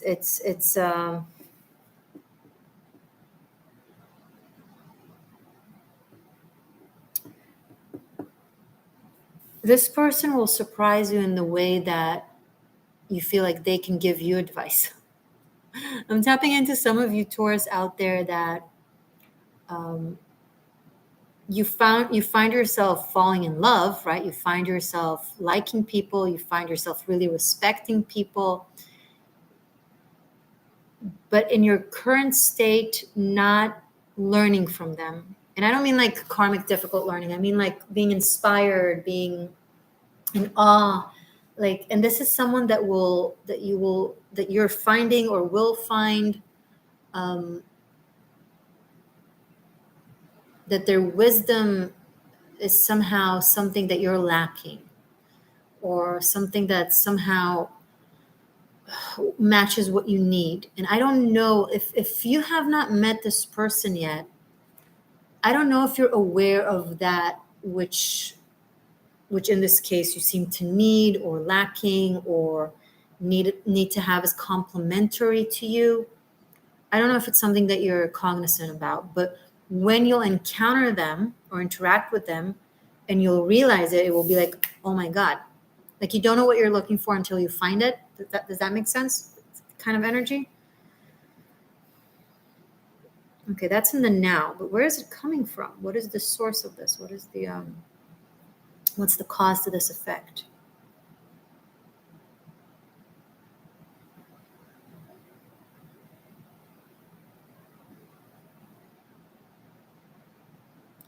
This goes back, this person and you go back.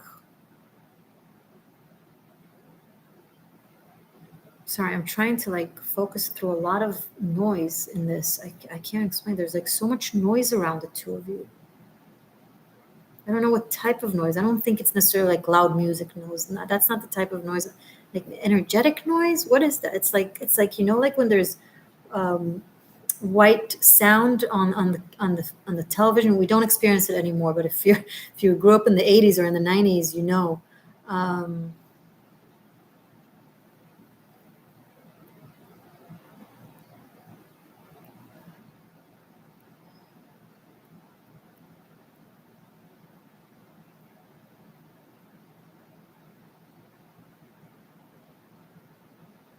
Why is there so much noise between you all around you?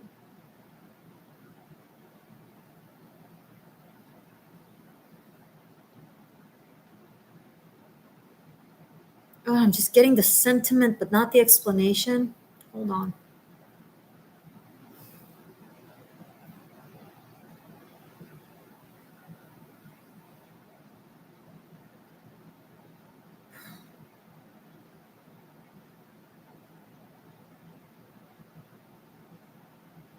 And yes, it is from the cards as well. What I'm doing, you can learn to read the cards this way. Of course, I'm also channeling, but then I'm tapping from the knowledge of the cards. If people can't do that with the tarot, then they don't know how to read tarot, not fully. That's all. Cards have it They have so much.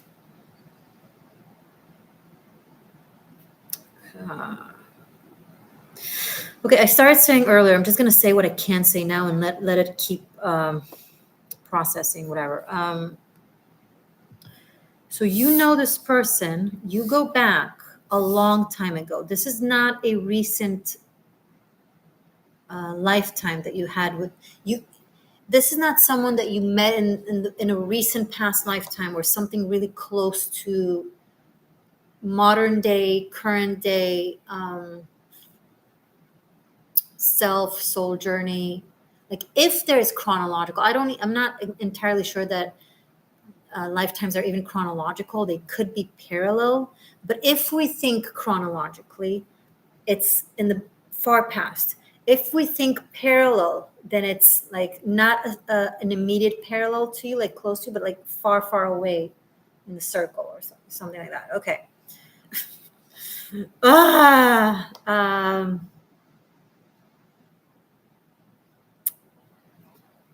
And it's from a time / place that is the beginning of your, why the fuck is this so hard?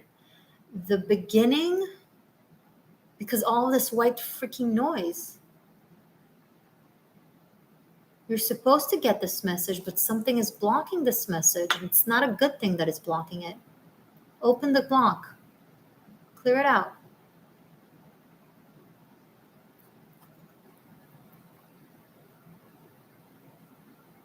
I'm supposed to see this, but I'm being sidetracked.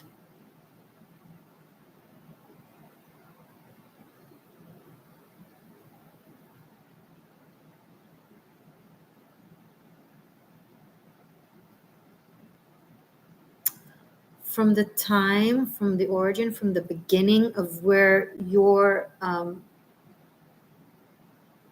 don't want to say bloodline exactly, although it could be that. Could be like your, like your ancestral DNA, when you send a blood sample to like Ancestry or something, and they tell you where you date back from, like what region of the planet, what culture. So something like that. So this is from, so if you have, like, if you know where you date back thousands of years ago, so this is where you know this person from. This is where you know this person from.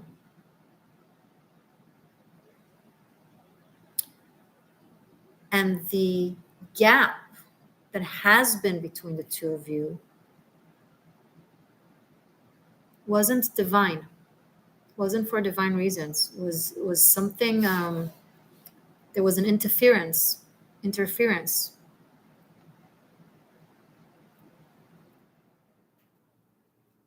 And that interference is the thing, it's the energy,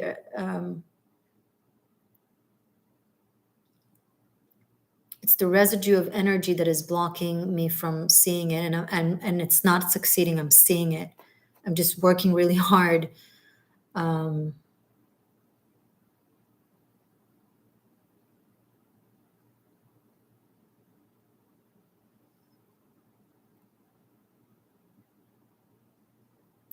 Okay, Taurus, you need to do a lot of cleansing of exterior energies that might be blocking your path, blocking your connection with this person.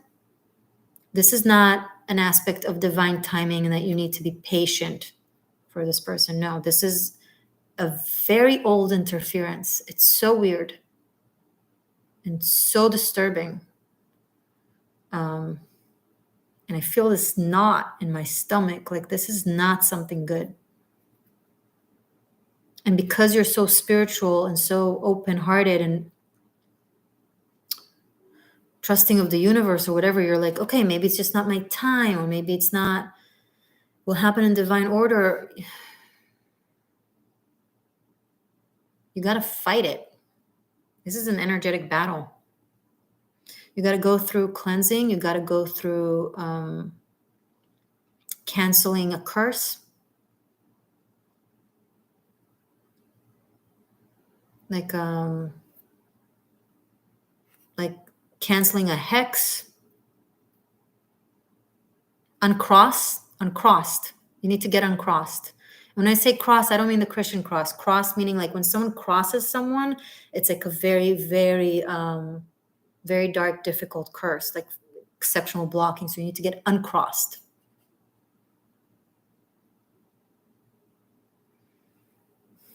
This is by far the most challenging message I've got from the signs today. It's very hard to receive it. It's very hard to process it. It's very hard to see through the blockage because it's so ancient and so fucked up. Excuse my language.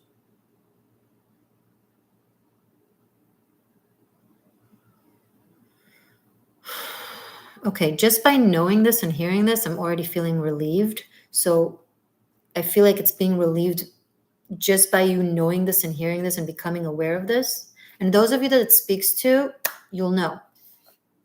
You'll feel it, you know? You'll feel it in your stomach. If you feel this in your stomach, like a physical knot in here, it's yours.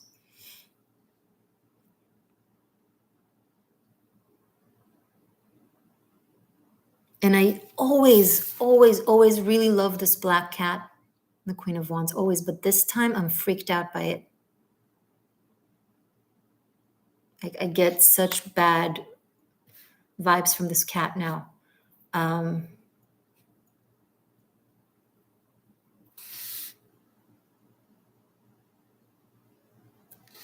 Two things I want you to read, Taurus.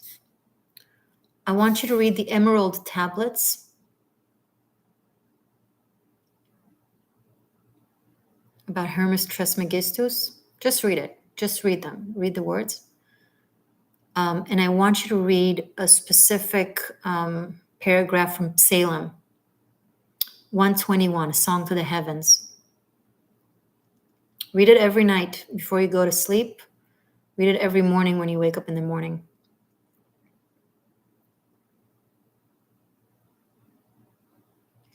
And I want you to do all the protective stuff, where whatever protective symbols that you're connected to from your own culture or belief system. Okay, if you're Christian and you feel like a cross really protects you, do that. If you're Jewish and you feel like a Star of David does that for you, do that. Whatever. If you're a witch and you know, whatever. If you're a Reiki master and you want to put the chokore around you all the time, if you're a rune master, you want to put ehol, algiz on you, whatever. Put all of it. Honestly, this feels so intense. This is not something simple. Everything that I'm telling you right now, the Emerald Tablets, reading them, and the Salem 121, they are powerful. They will be very helpful. Their energy, reading them, okay? The protective gear, that's the extra, okay? Stones, for example, malachite, obsidian, tourmaline, black tourmaline, you know, those are helpers. If you're into angels, pray to Archangel Michael. Ask to defeat any evil that is affecting you.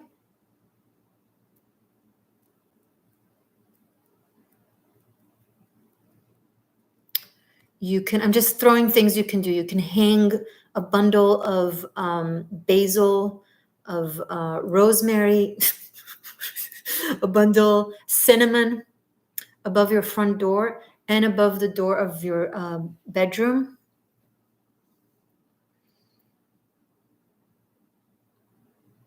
But you need to get uncrossed. This is going to be a long message because I still want to tap into the detail of this story. So forgive me, Gemini, Cancer, and Leo, and Ophiuchus. We'll get to you. This is a long-ass reading anyway, but I can't leave it like that. So, okay. As I'm saying these things, lions. Queen of Wands here with the lions is very meaningful.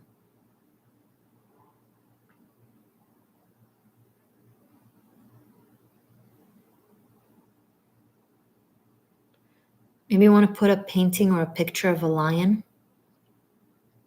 in your entryway. Like the first thing you enter. Okay. The first thing, this is very interesting. The first thing you see when you come into your door, into your apartment or your home, is a picture or a painting of a lion. Okay.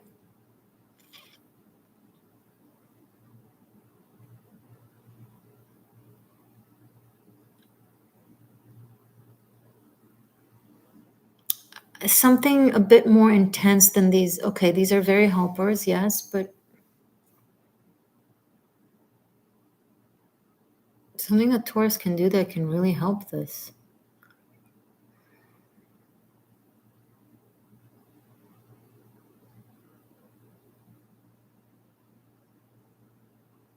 This is crazy. You guys don't understand the things I'm feeling right now. This is so fucking crazy.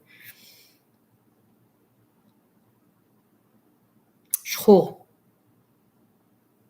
It's a word in Hebrew, like shul, like can be like a very negative curse. This is something someone put on you a very long time ago. I don't want to freak you out. I don't want you to get freaked out and all, don't start, but you need to, I just want you to be proactive.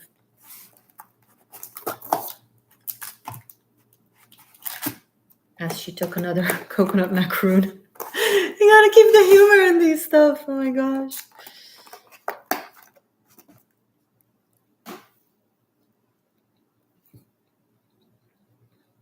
What else? Helpful.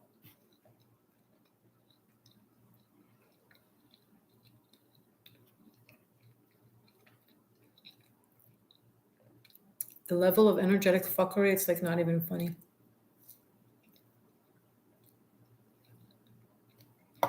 Someone buried something. I'm gonna scare the shit out of you, but don't be scared. If I'm tap into it, it means it will get resurfaced. Maybe the rain or archaeological diggings or construction work of some sort. Someone buried something a long fucking time ago. Not now. This has been around in your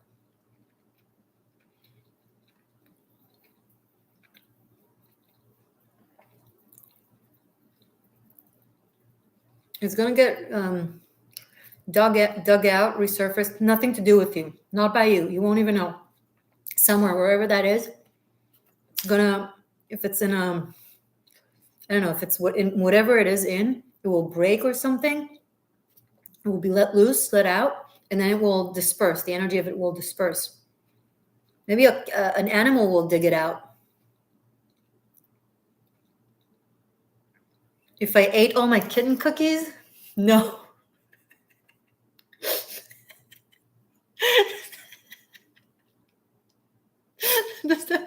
I have a way to go.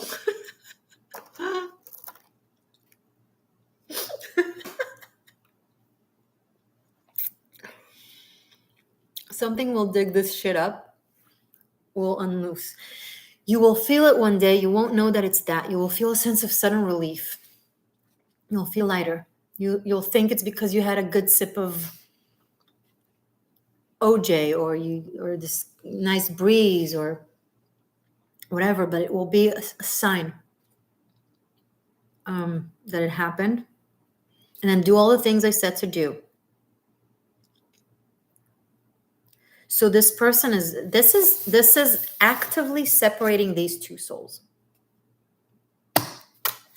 I don't know what had this person entity do this to you. I don't know if it's about you, about them, about the two of you somehow. It's weird AF. It's such a soap opera type of reading that I'm tapping into, but darker. Because, sorry, I don't mean to laugh. It's my coping mechanism.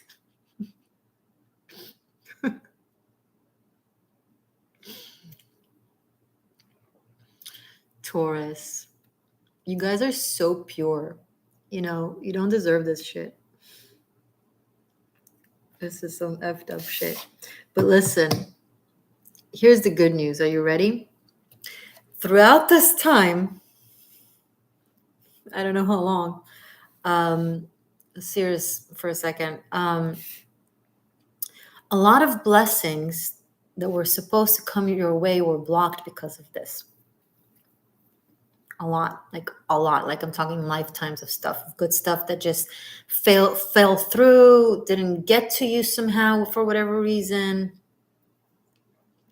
When this shit breaks loose, when you're free of this thing,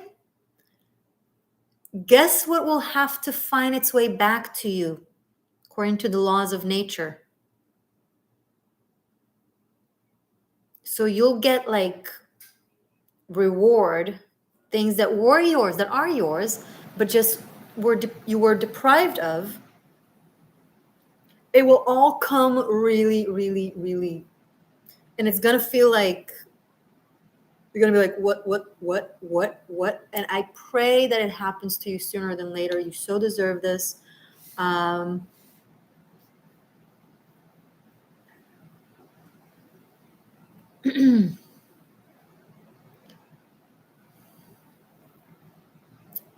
Yes, Kat, then just do the things I said. Can't hurt. Can't hurt. Black Lotus, the ancient Egyptian opera. That's I did a video once. I think I named it that. Are you referring to a video I made, or are you referring to something else? Okay. Anything else from this? I feel relieved, and I feel like not in it anymore. So I think it means that it's done, like the message.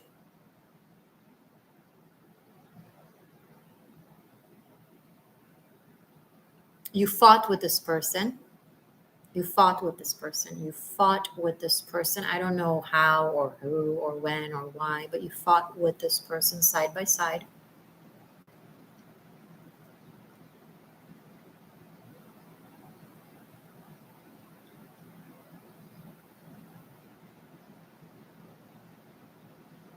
I'm picking up on something like then you couldn't find each other. Wars back then.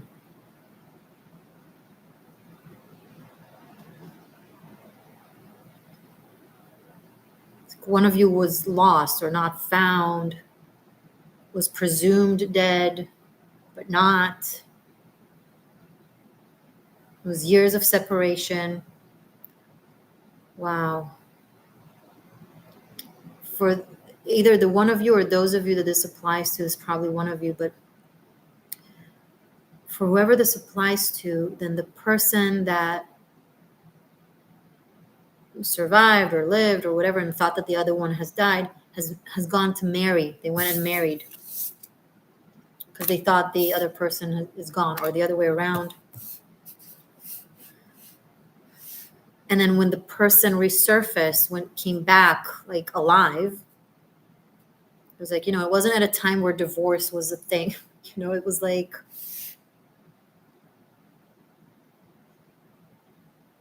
it's possible that the spouse that married this person is the cause of it. I think maybe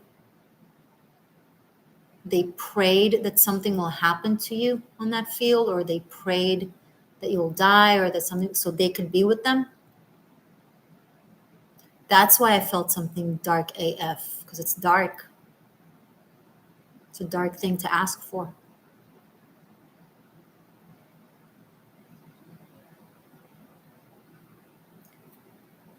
And one of the ways in which this can be broken is if that person recognizes that the person that they're with, holy shit,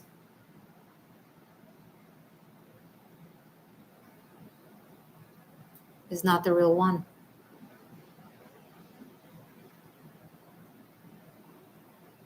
Okay, that's it. That was the message. It's out of me. It's out of my system completely. You guys still here? This has been a very long message, Taurus. I hope it helped you guys, because And a lot of narratives came through. So be selective. Be discerning, not selective, discerning.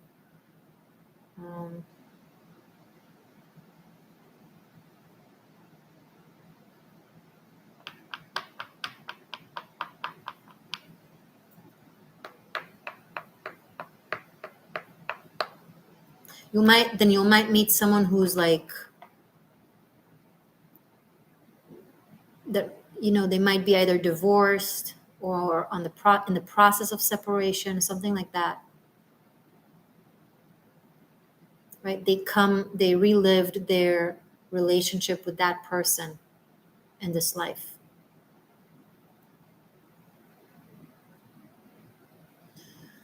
Okay, enough. I can't keep doing this. The Taurus, enough. Done. The message is done.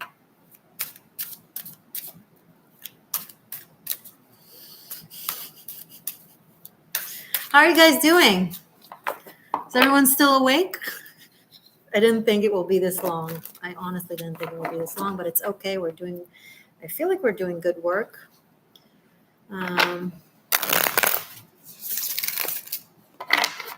I'm surprised I'm not more exhausted after the Taurus reading. I feel like everything that needed to be said was said, so that's good.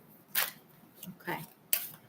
Who's next? Gemini, Cancer, then Leo, then Ophiuchus. 4 more. Okay. And now we're doing Gemini.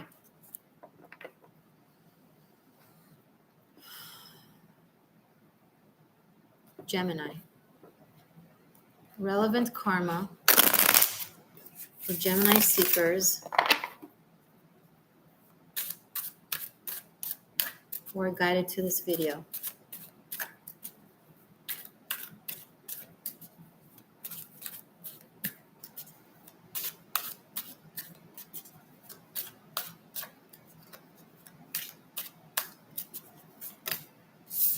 No? Okay. Gemini karma. Most relevant karma for my Gemini seekers guided to this video. Most relevant karma for any Gemini seeker guided to this video. Most relevant karma for Gemini seekers guided for this video.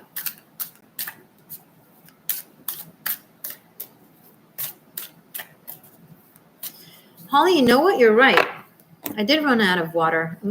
Thank you. I'm gonna take a moment and pour myself more water. I'll be right back.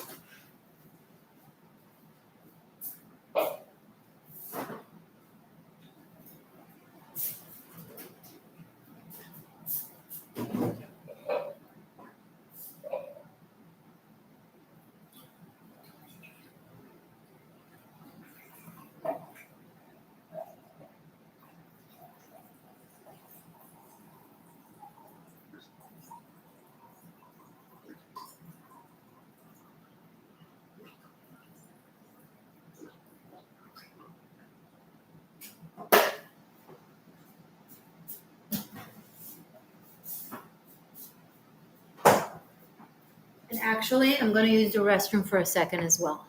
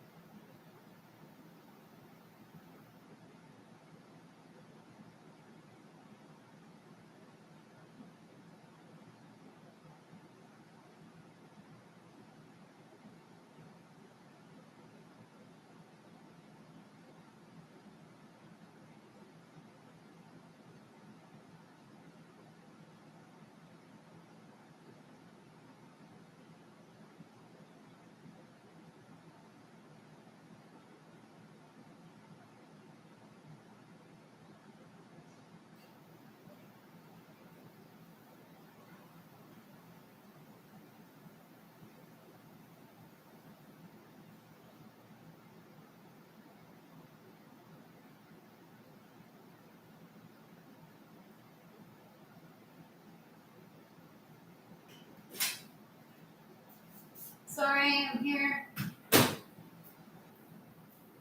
You guys still here? I apologize. I had to.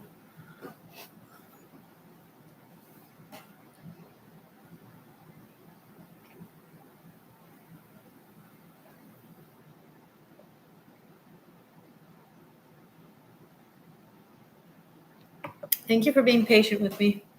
I appreciate it. Okay.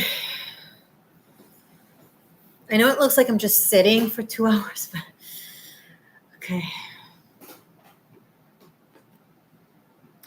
Hi, Jenny from Finland. Oh, Virgo karma was first. We started with Virgo. It's a long time ago. Okay.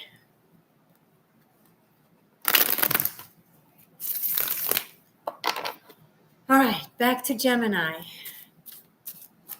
Okay, let's refocus the energy. It's relevant karma for Gemini seekers.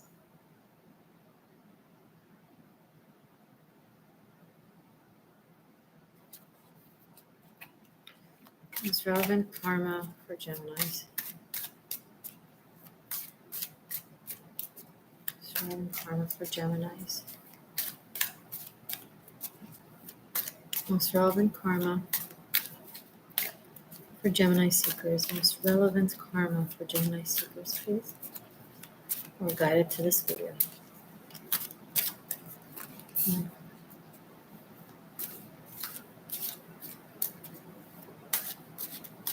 Most relevant karma for Gemini seekers. Guided to this video.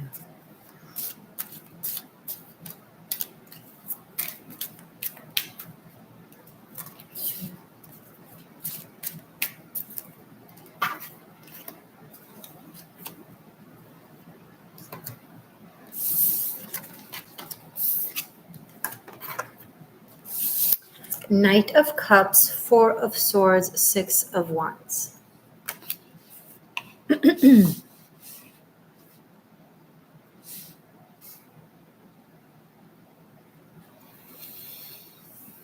Gemini.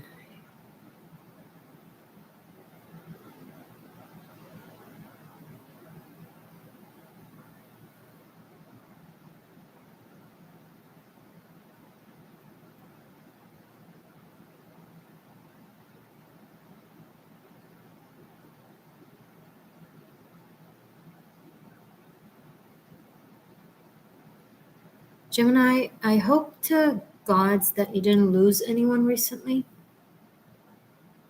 That you didn't suffer a loss.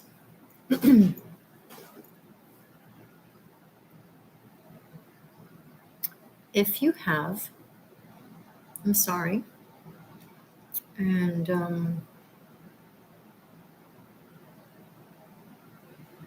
I need to turn on the AC. I'm sorry, it's getting me distracted. Hold on.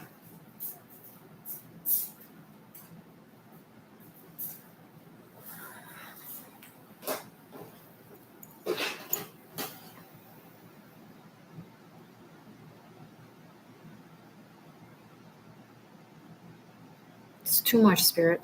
I don't like this message.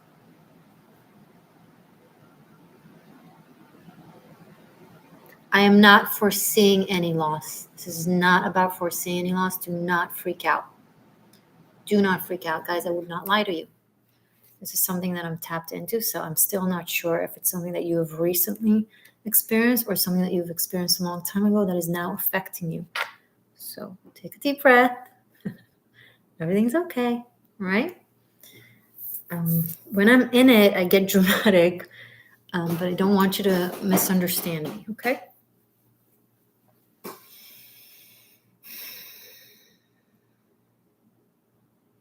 I just really need to look at it for a moment.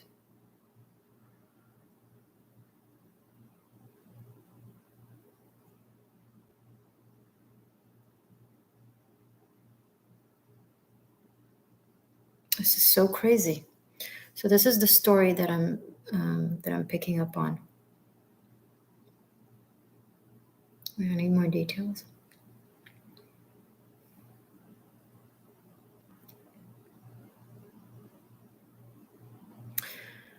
Back then, if someone had passed away and they wanted to bury them in a place that is different than where they passed, let's say they were traveling or not in their homeland or hometown, and they wanted to bring them back to burial where they were from or where their family is from or where their community is from, whatever. It's not like they could take them on an airplane, right? The means of transportation were way more difficult and hard. You served a role in delivering the remains of someone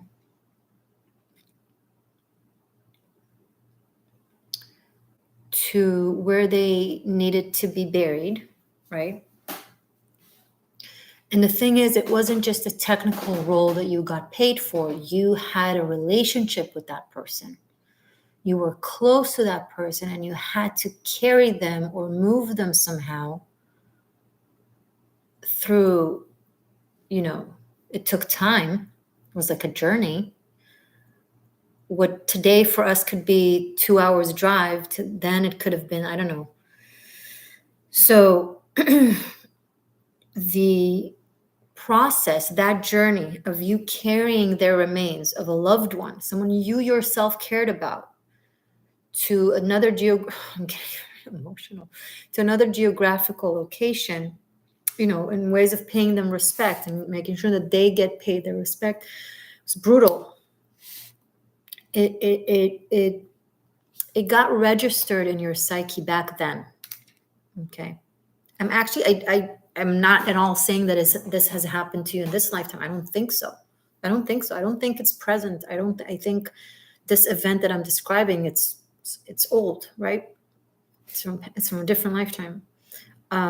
But that experience registered so deep in you that, how is it playing out now though?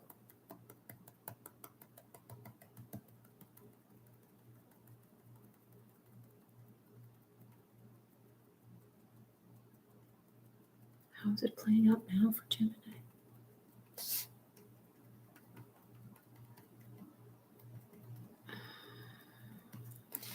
This is weirder than Taurus. Hold on.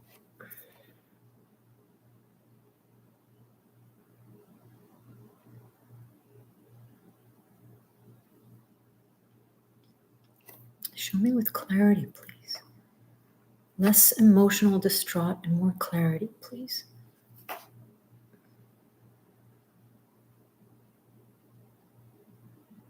Okay. My teeth are like someone was very cold. You were cold. You experienced. So in that journey, it was very cold. It wasn't a good weather. It was winter or something.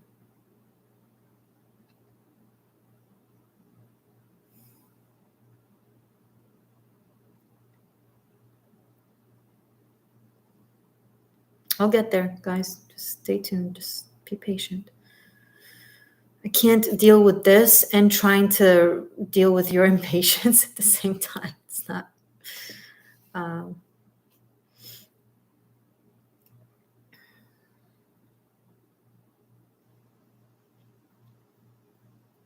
Okay, cold. Was it also dangerous for any other reason? No. No, you were supported in this journey. You were doing an important job.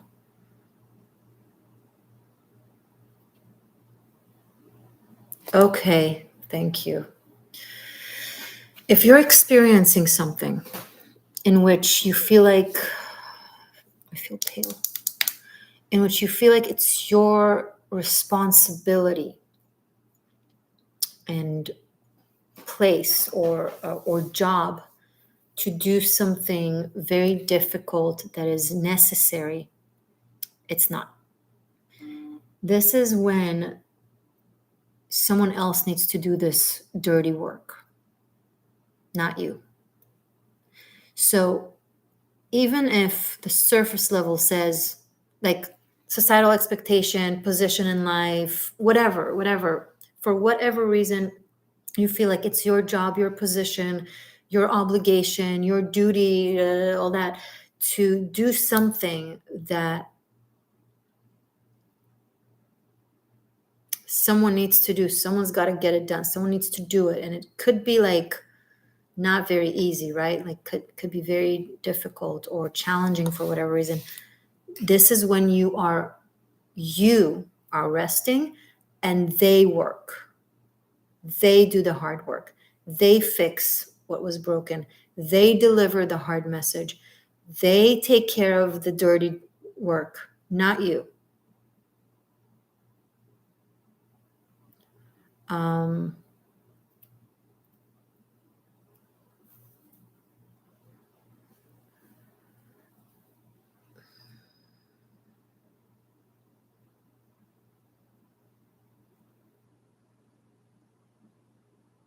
Don't volunteer to do the dirty work because you feel if you won't do it, no one else will. Especially if it has to do with something deep like that. Like it doesn't, God forbid, have to be, anyone, any loss of some sort, but like any way it plays out, you rest and let people help you or do for you or show up for you or, okay, an example that comes to my mind, let's say you're not feeling well. Let's say you're in bed rest, you're on bed rest. And you feel like you don't want your partner or your family or whoever to have to go run errands for you, bring you medications, bring you food, cook for you, help you out temporarily as you are in bed rest. And you insist on doing things yourself or not letting them help you. No. You're actually it's weird. You actually planned this experience so you could get that rest where someone else does something intense for you. Now, it's so interesting because it might be playing out now as something so far away from being as the intense story that I just tapped into here. But either way, no matter the level, right, of intensity or depth, if you're in a situation similar to that, let people help you or do the dirty job for you. Especially in a sign that this is your message and not for someone who's just wanting to be lazy and me confirming that they shouldn't do anything and let others work for them. If it's something that you feel obligated to do, or if it's something that you feel like it's your duty, or if it's something that you feel like your honor demands that you do it and not them, even if they want to help you or they're offering or they're trying and something in you wants to, but you feel bad, let them. Such a simple message that came through with such an intense backstory. Goodness, wow. This is fascinating to see how karmic events in our lives can be, that are like maybe this level of intensity, can be a result of like this level of intensity some time ago. You know what I mean? And now it's playing out little. It means that you went through most of the difficult resolution and release of that event. And now you just have that little residual left, okay, of just accepting someone doing that for you.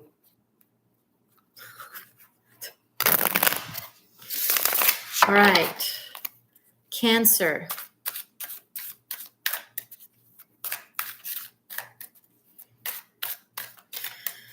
Okay, Cancer.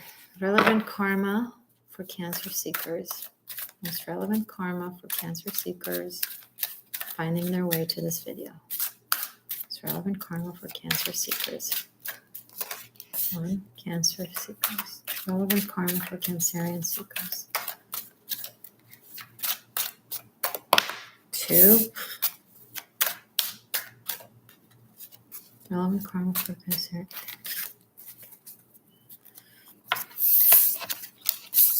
Okay. The Hangman, Page of Cups, 7 of Swords.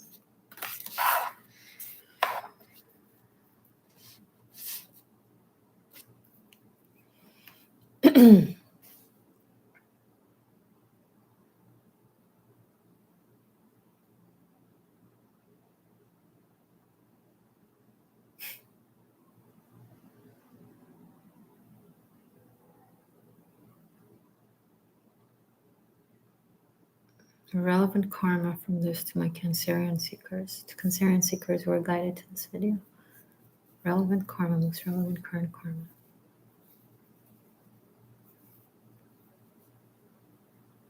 Something with the sea. Something with the ocean or being next to water. It's not surprising you're a Cancer, as a Cancer. Water is coming through.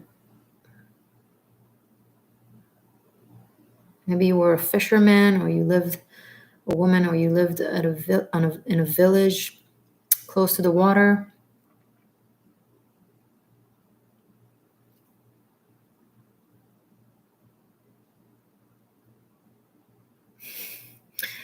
Oh my God, thank goodness, this is a lovely message. So at some point in a situation like this that I just described, there was a foreigner or a stranger or a passerby that came either to your village or where you lived, to where you're from. And this could be something that you did as a child that you don't even remember in this lifetime. It's possible. For some of you, it's something that you did as a child and you don't even remember. And you gave this person hospitality and attention. You made them feel like they matter. You made them feel like they are just as important as any other person in that area or that lives there.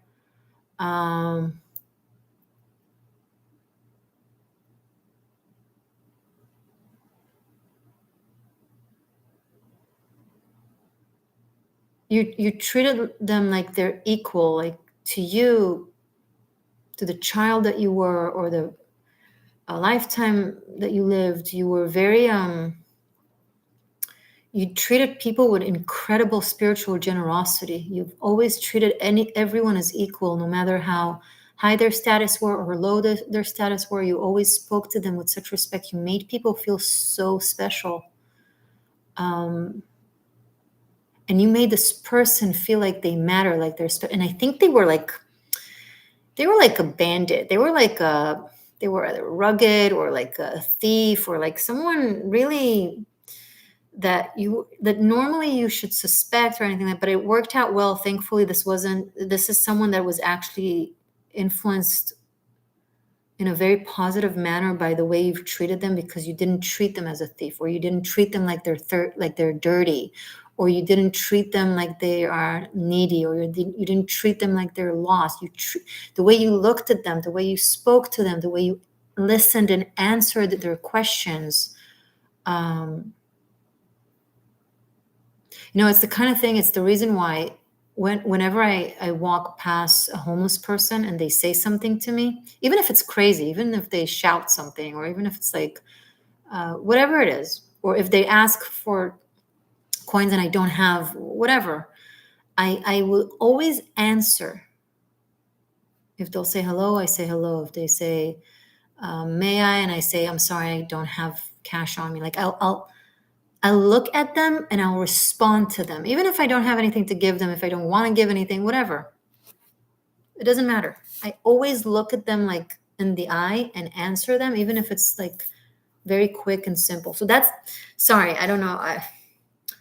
I didn't mean to implement myself in this, but something like that, but in a way that really affected that person. It's like you've made them feel seen in a world that made them feel unseen. It could have been a beggar, a gypsy, a drifter, whatnot. And they carried that sentiment. You didn't make a big deal out of it. You didn't overthink it. You were just being you. They carried that feeling. So I feel like the karma that is most relevant to you, you're going to get something good, like a help from possibly a stranger, or if it's not a stranger, someone you didn't expect to help you, or to be on your side, or step up and stand up for you, something like this. And they're going to do something for you or help you out somehow. Maybe you didn't even have to ask, or you ask for something small and they give you way more, something like that. So that's actually a very good karma reward is coming your way. So if you're wondering how am I so lucky, or why is this person so good to me, they themselves might not really be sure as to why they're feeling such a need to show up for you and be there for you and be good to you. But they just do. So you've earned it. Like either way, look, guys, generally speaking, if someone is being kind to you, if you're receiving something good, there's no earned it, not earned it. Do I deserve it, not deserve it? Say thank you, accept it. Of course, you're worthy of anything good that comes your way. But just this specific thing, this is the linking cause to this. It's very sweet. It's like you shared your fish with them. What? It's like you shared your meal with them. I think you sat on a dock or on a bench and you were eating. And I don't think you were not wealthy. You were just a simple person like anyone else. And if this has been a fisherman's village, you may have been poor. It may have been like a poor village. I'm not sure, but you had your meal and I see you like cutting it in half and just giving it to a stranger, to someone like, and the how it made them feel. I feel like you possibly saved that person's life that day and you didn't even know it, because they were so hopeless. They lost hope. They lost, and you gave them this, okay, humanity is still beautiful. Or you gave them the sense that they matter, or that there's still goodness in the world. You gave them strength to carry on, and they've carried you with them. You should know that. So if you remember as a child, you yourself now as a child doing this to someone, you should know it had a major positive effect on someone. Wow. Very cool, Cancer peeps. Okay. Leo and Ophiuchus, 2 more.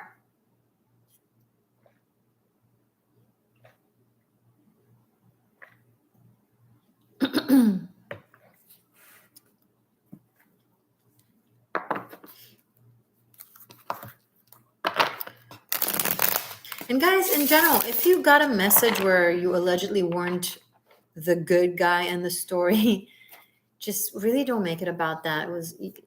I asked about the most relevant imminent karma.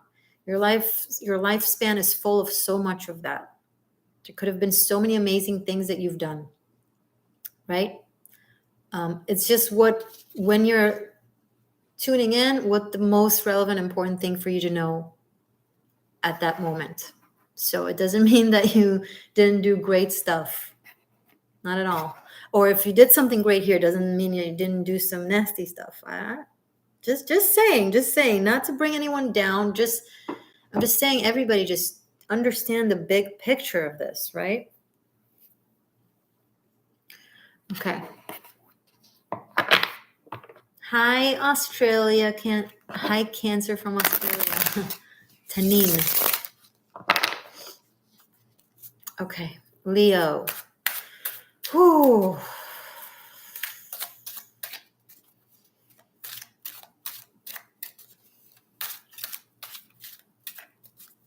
My avocados here are looking at me like, eat me. After this, I'm going to eat avocado. I'm going to make guacamole. Yeah, that sounds like a plan. I'm going to make guacamole and I'm going to make tahini. I buy raw tahini and then I make it into like made tahini. I don't know how to explain this. I'm going to do that. Oh, there are cookies. Absolutely. Hello, Steph. Good evening from Boston. That's cool. Leo. Let me finish.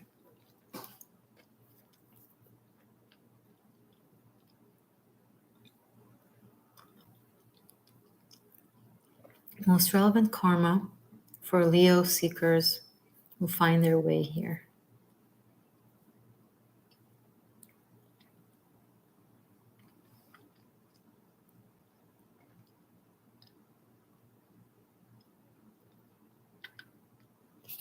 something important. It's relevant karma for Leo seekers finding their way here.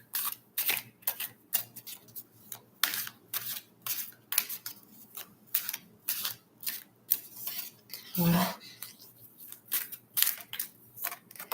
two. Leo seekers, most relevant karma.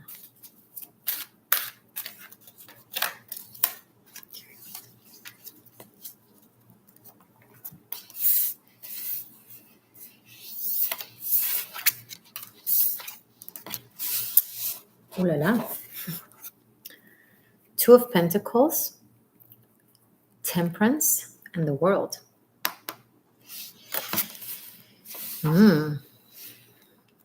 Okay.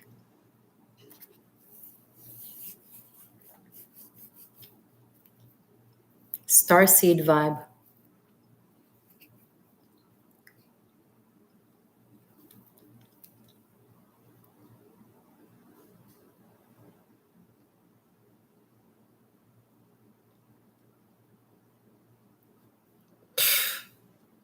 Wow. Okay. They should make movies about the messages that you guys are getting. Honestly, like every single message that I got here, it's like a movie on its own or like a book. Like, okay, Leos. Hold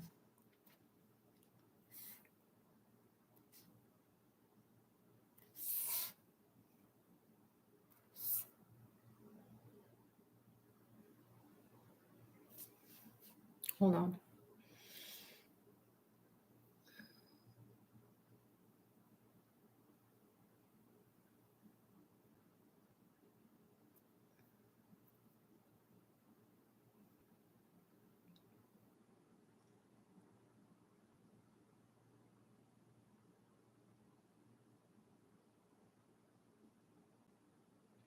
Leo.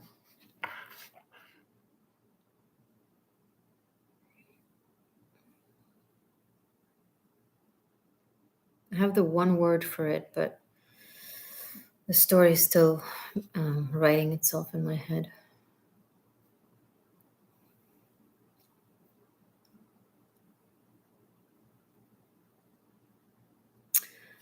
Leo, you're being like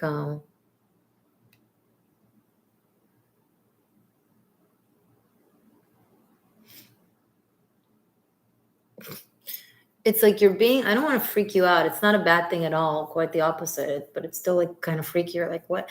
It's like you're being watched by outer worldly beings. I'll just say it like that. Nothing bad, nothing evil, nothing dark or scary. Quite the opposite. I'm picking up on angelic. I'm picking up on like starseed. Angelic specifically with the temperance here.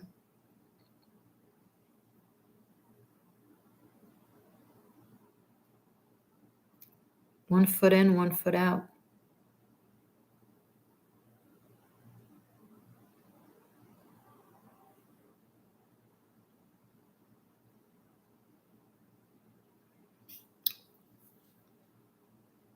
Leo, you need to declare out loud to your higher self, to these beings that are waiting to hear what you decide, that you choose to stay here. I'm not trying to scare you. There's a reason why I'm telling you that you need to declare it. It means that the power is yours. When I said 1 foot in, 1 foot out, your own higher self is debating, do I still need to stay in this experience, this earthly experience, or do I need to move on to the next level? Now, I'm in a pickle here because, of course, I will tell you, choose to live, please. On one hand. On the other hand, it's not my role in anyone's world to tell them their free choices. However, maybe, and this is the people I'm tapping into, so all Leos, don't freak out. This is for very few of you, and if that's the case, if this is not for you, then watch your other placements, karmic placements, okay?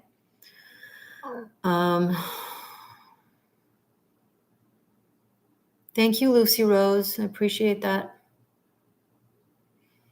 So for those of you that this applies to,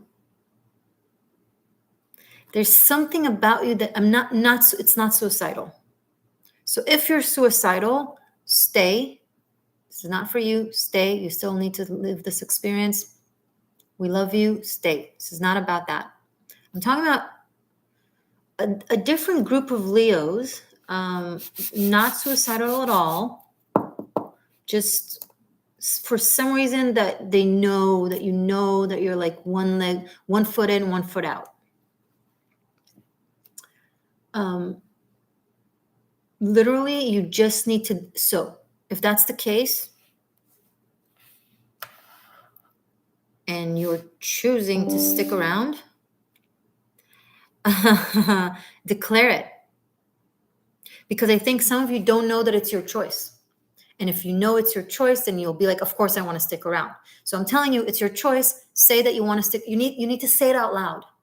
You need to say, I know it's my choice.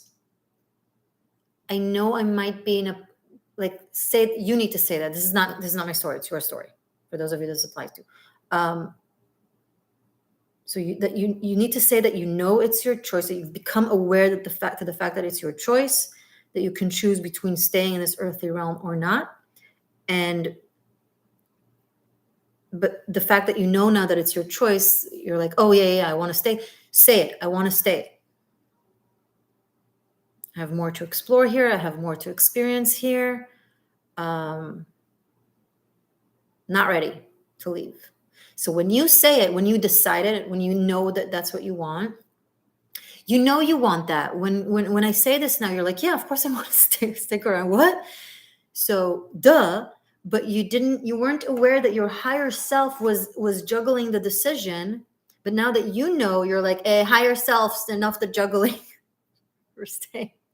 So say it. Say it. Okay. Nose itch confirmation. WTF. Yeah. For others of you, this is crazy what I just got. This is crazy. Like every message is crazier than the next. Others of you, Leo, on a more mundane level, you're debating if to move, if to stay where you live.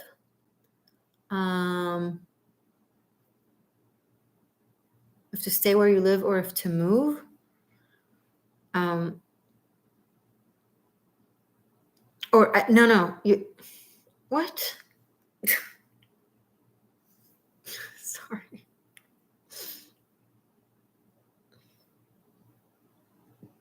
Like you're wondering if you can make two realities happen at once, work it simultaneously. If that's the case, it seems like you can.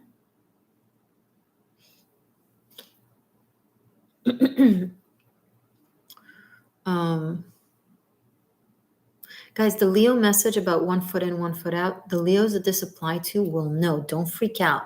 There's something in your life that is like, that makes you, for whatever reason, fear, like a valid fear, not a paranoid, imaginative fear, valid fear or worry.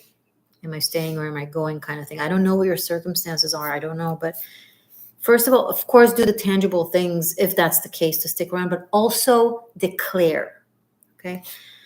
Now back to this. Can you be in both worlds at once?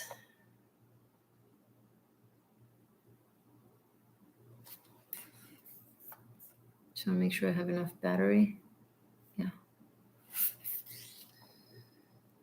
I'm not getting an answer. It's like I'm getting that's some of your deliberation. Can I do both worlds at once? Can I live here and there? Look, if reality allows, be it finances,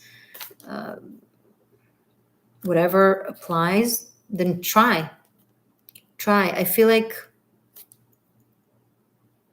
there was a time where reality, we didn't have the advanced technologies that we have today that enabled you to be in two places at once.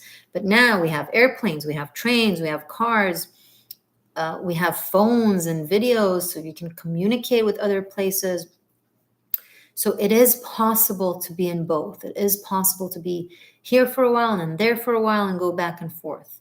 So if you choose to do so, you will basically feeding a need, a hunger that your soul had about being in two worlds at once that it couldn't fulfill back then in times where it wasn't possible.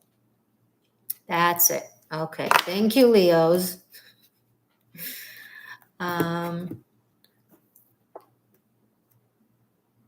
Megan, can I donate for a live reading? Yes, you can. Black Lotus, why would you tell her that she can't if you don't know?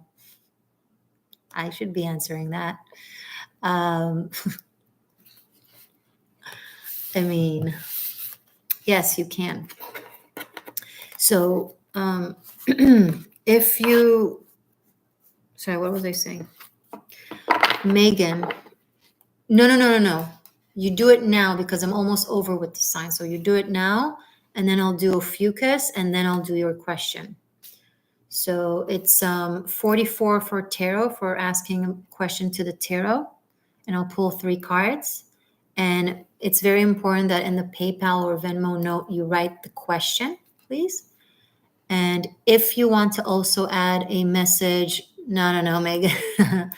If you want a tarot reading, thank you so much. I appreciate that. Thank you for the super chat. But if you want a tarot reading, it's 44. Oh, that's okay. Thank you so much. I appreciate that anyway.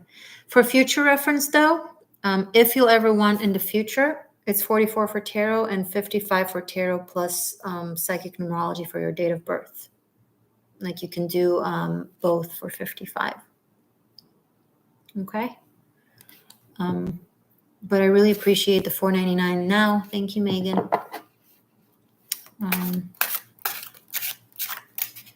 So I finished Leo, right?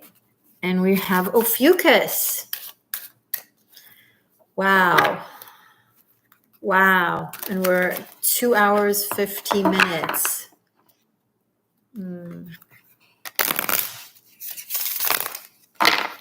Okay.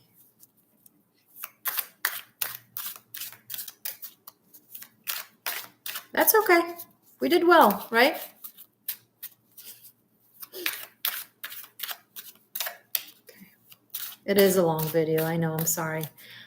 So Ophiuchus, before I tap into Ophi energy, if you want to learn how to read tarot from me, I made Tarot Masterclass Bunkai from beginner to mastery. Like I cover everything. It's excitingly now becoming available for unlimited streaming on Patreon. So if you want it, like for a monthly membership to get all of Tarot Masterclass plus all the other content there, so check out Patreon. Otherwise, if you just want Tarot Masterclass separately, it's still available on Vimeo separately. All the links are below. Okay? It's 90 pre-recorded classes that I created, where I talk about all the layers of the tarot: mundane, spiritual, energetic. I mean, look, there's a certain oomph that you have to that you have either as a talent or as definitely for sure with practice and with time. But I cover as much as possible to cover. Okay. And regardless, thank you so much for everyone for being here, for tuning in, especially for all my live chat peeps who've been here with me for nearly 3 hours. I really appreciate you. Or whenever you're tuning in, happy to have you and thank you. If you're new, join the Existential Shift. The way to deepen your relationship with the Existential Shift in support and in partaking. There are several ways. They are all listed below in the description box. So read through them. Feel free to do so if you wish, and choose the one that works best for you. Okay. Yay. Ophiuchus. Last but not least, the 13 seeker, the 13 sign, Ophiuchus. Most relevant karma.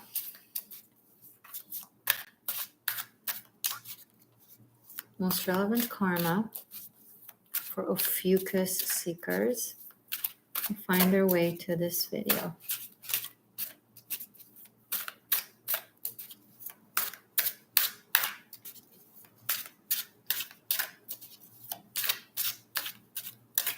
Firefly, I definitely cried and laughed tonight. That's cool.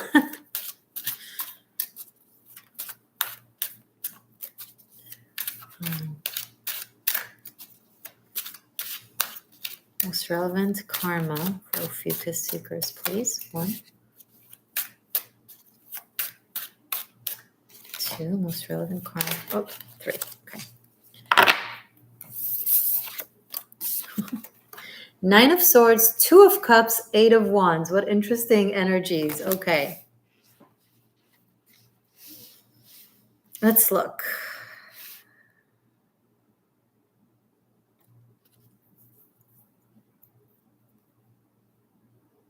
The spiritual, energetic karmic aspect of this reading.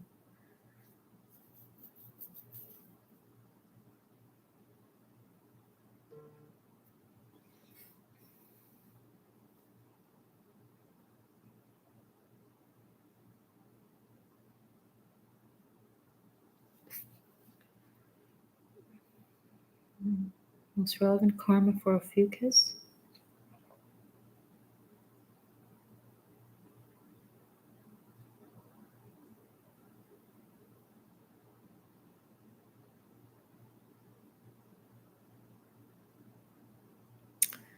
The story I'm seeing is that there's like a love connection where one person, so there's an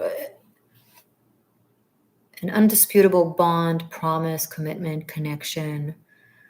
But one person has left or needed to leave. Was it for work? Was it for whatever, mission, whatever? And the other person stayed behind waiting on them alone. Like there's separation based in circumstances. There's geographical distance, waiting. It's temporary. Ophiuchus, if you're experiencing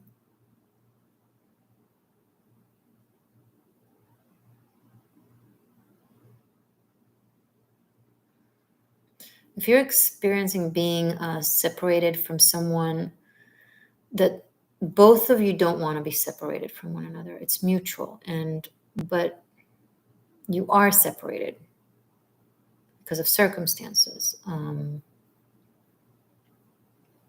What's the result?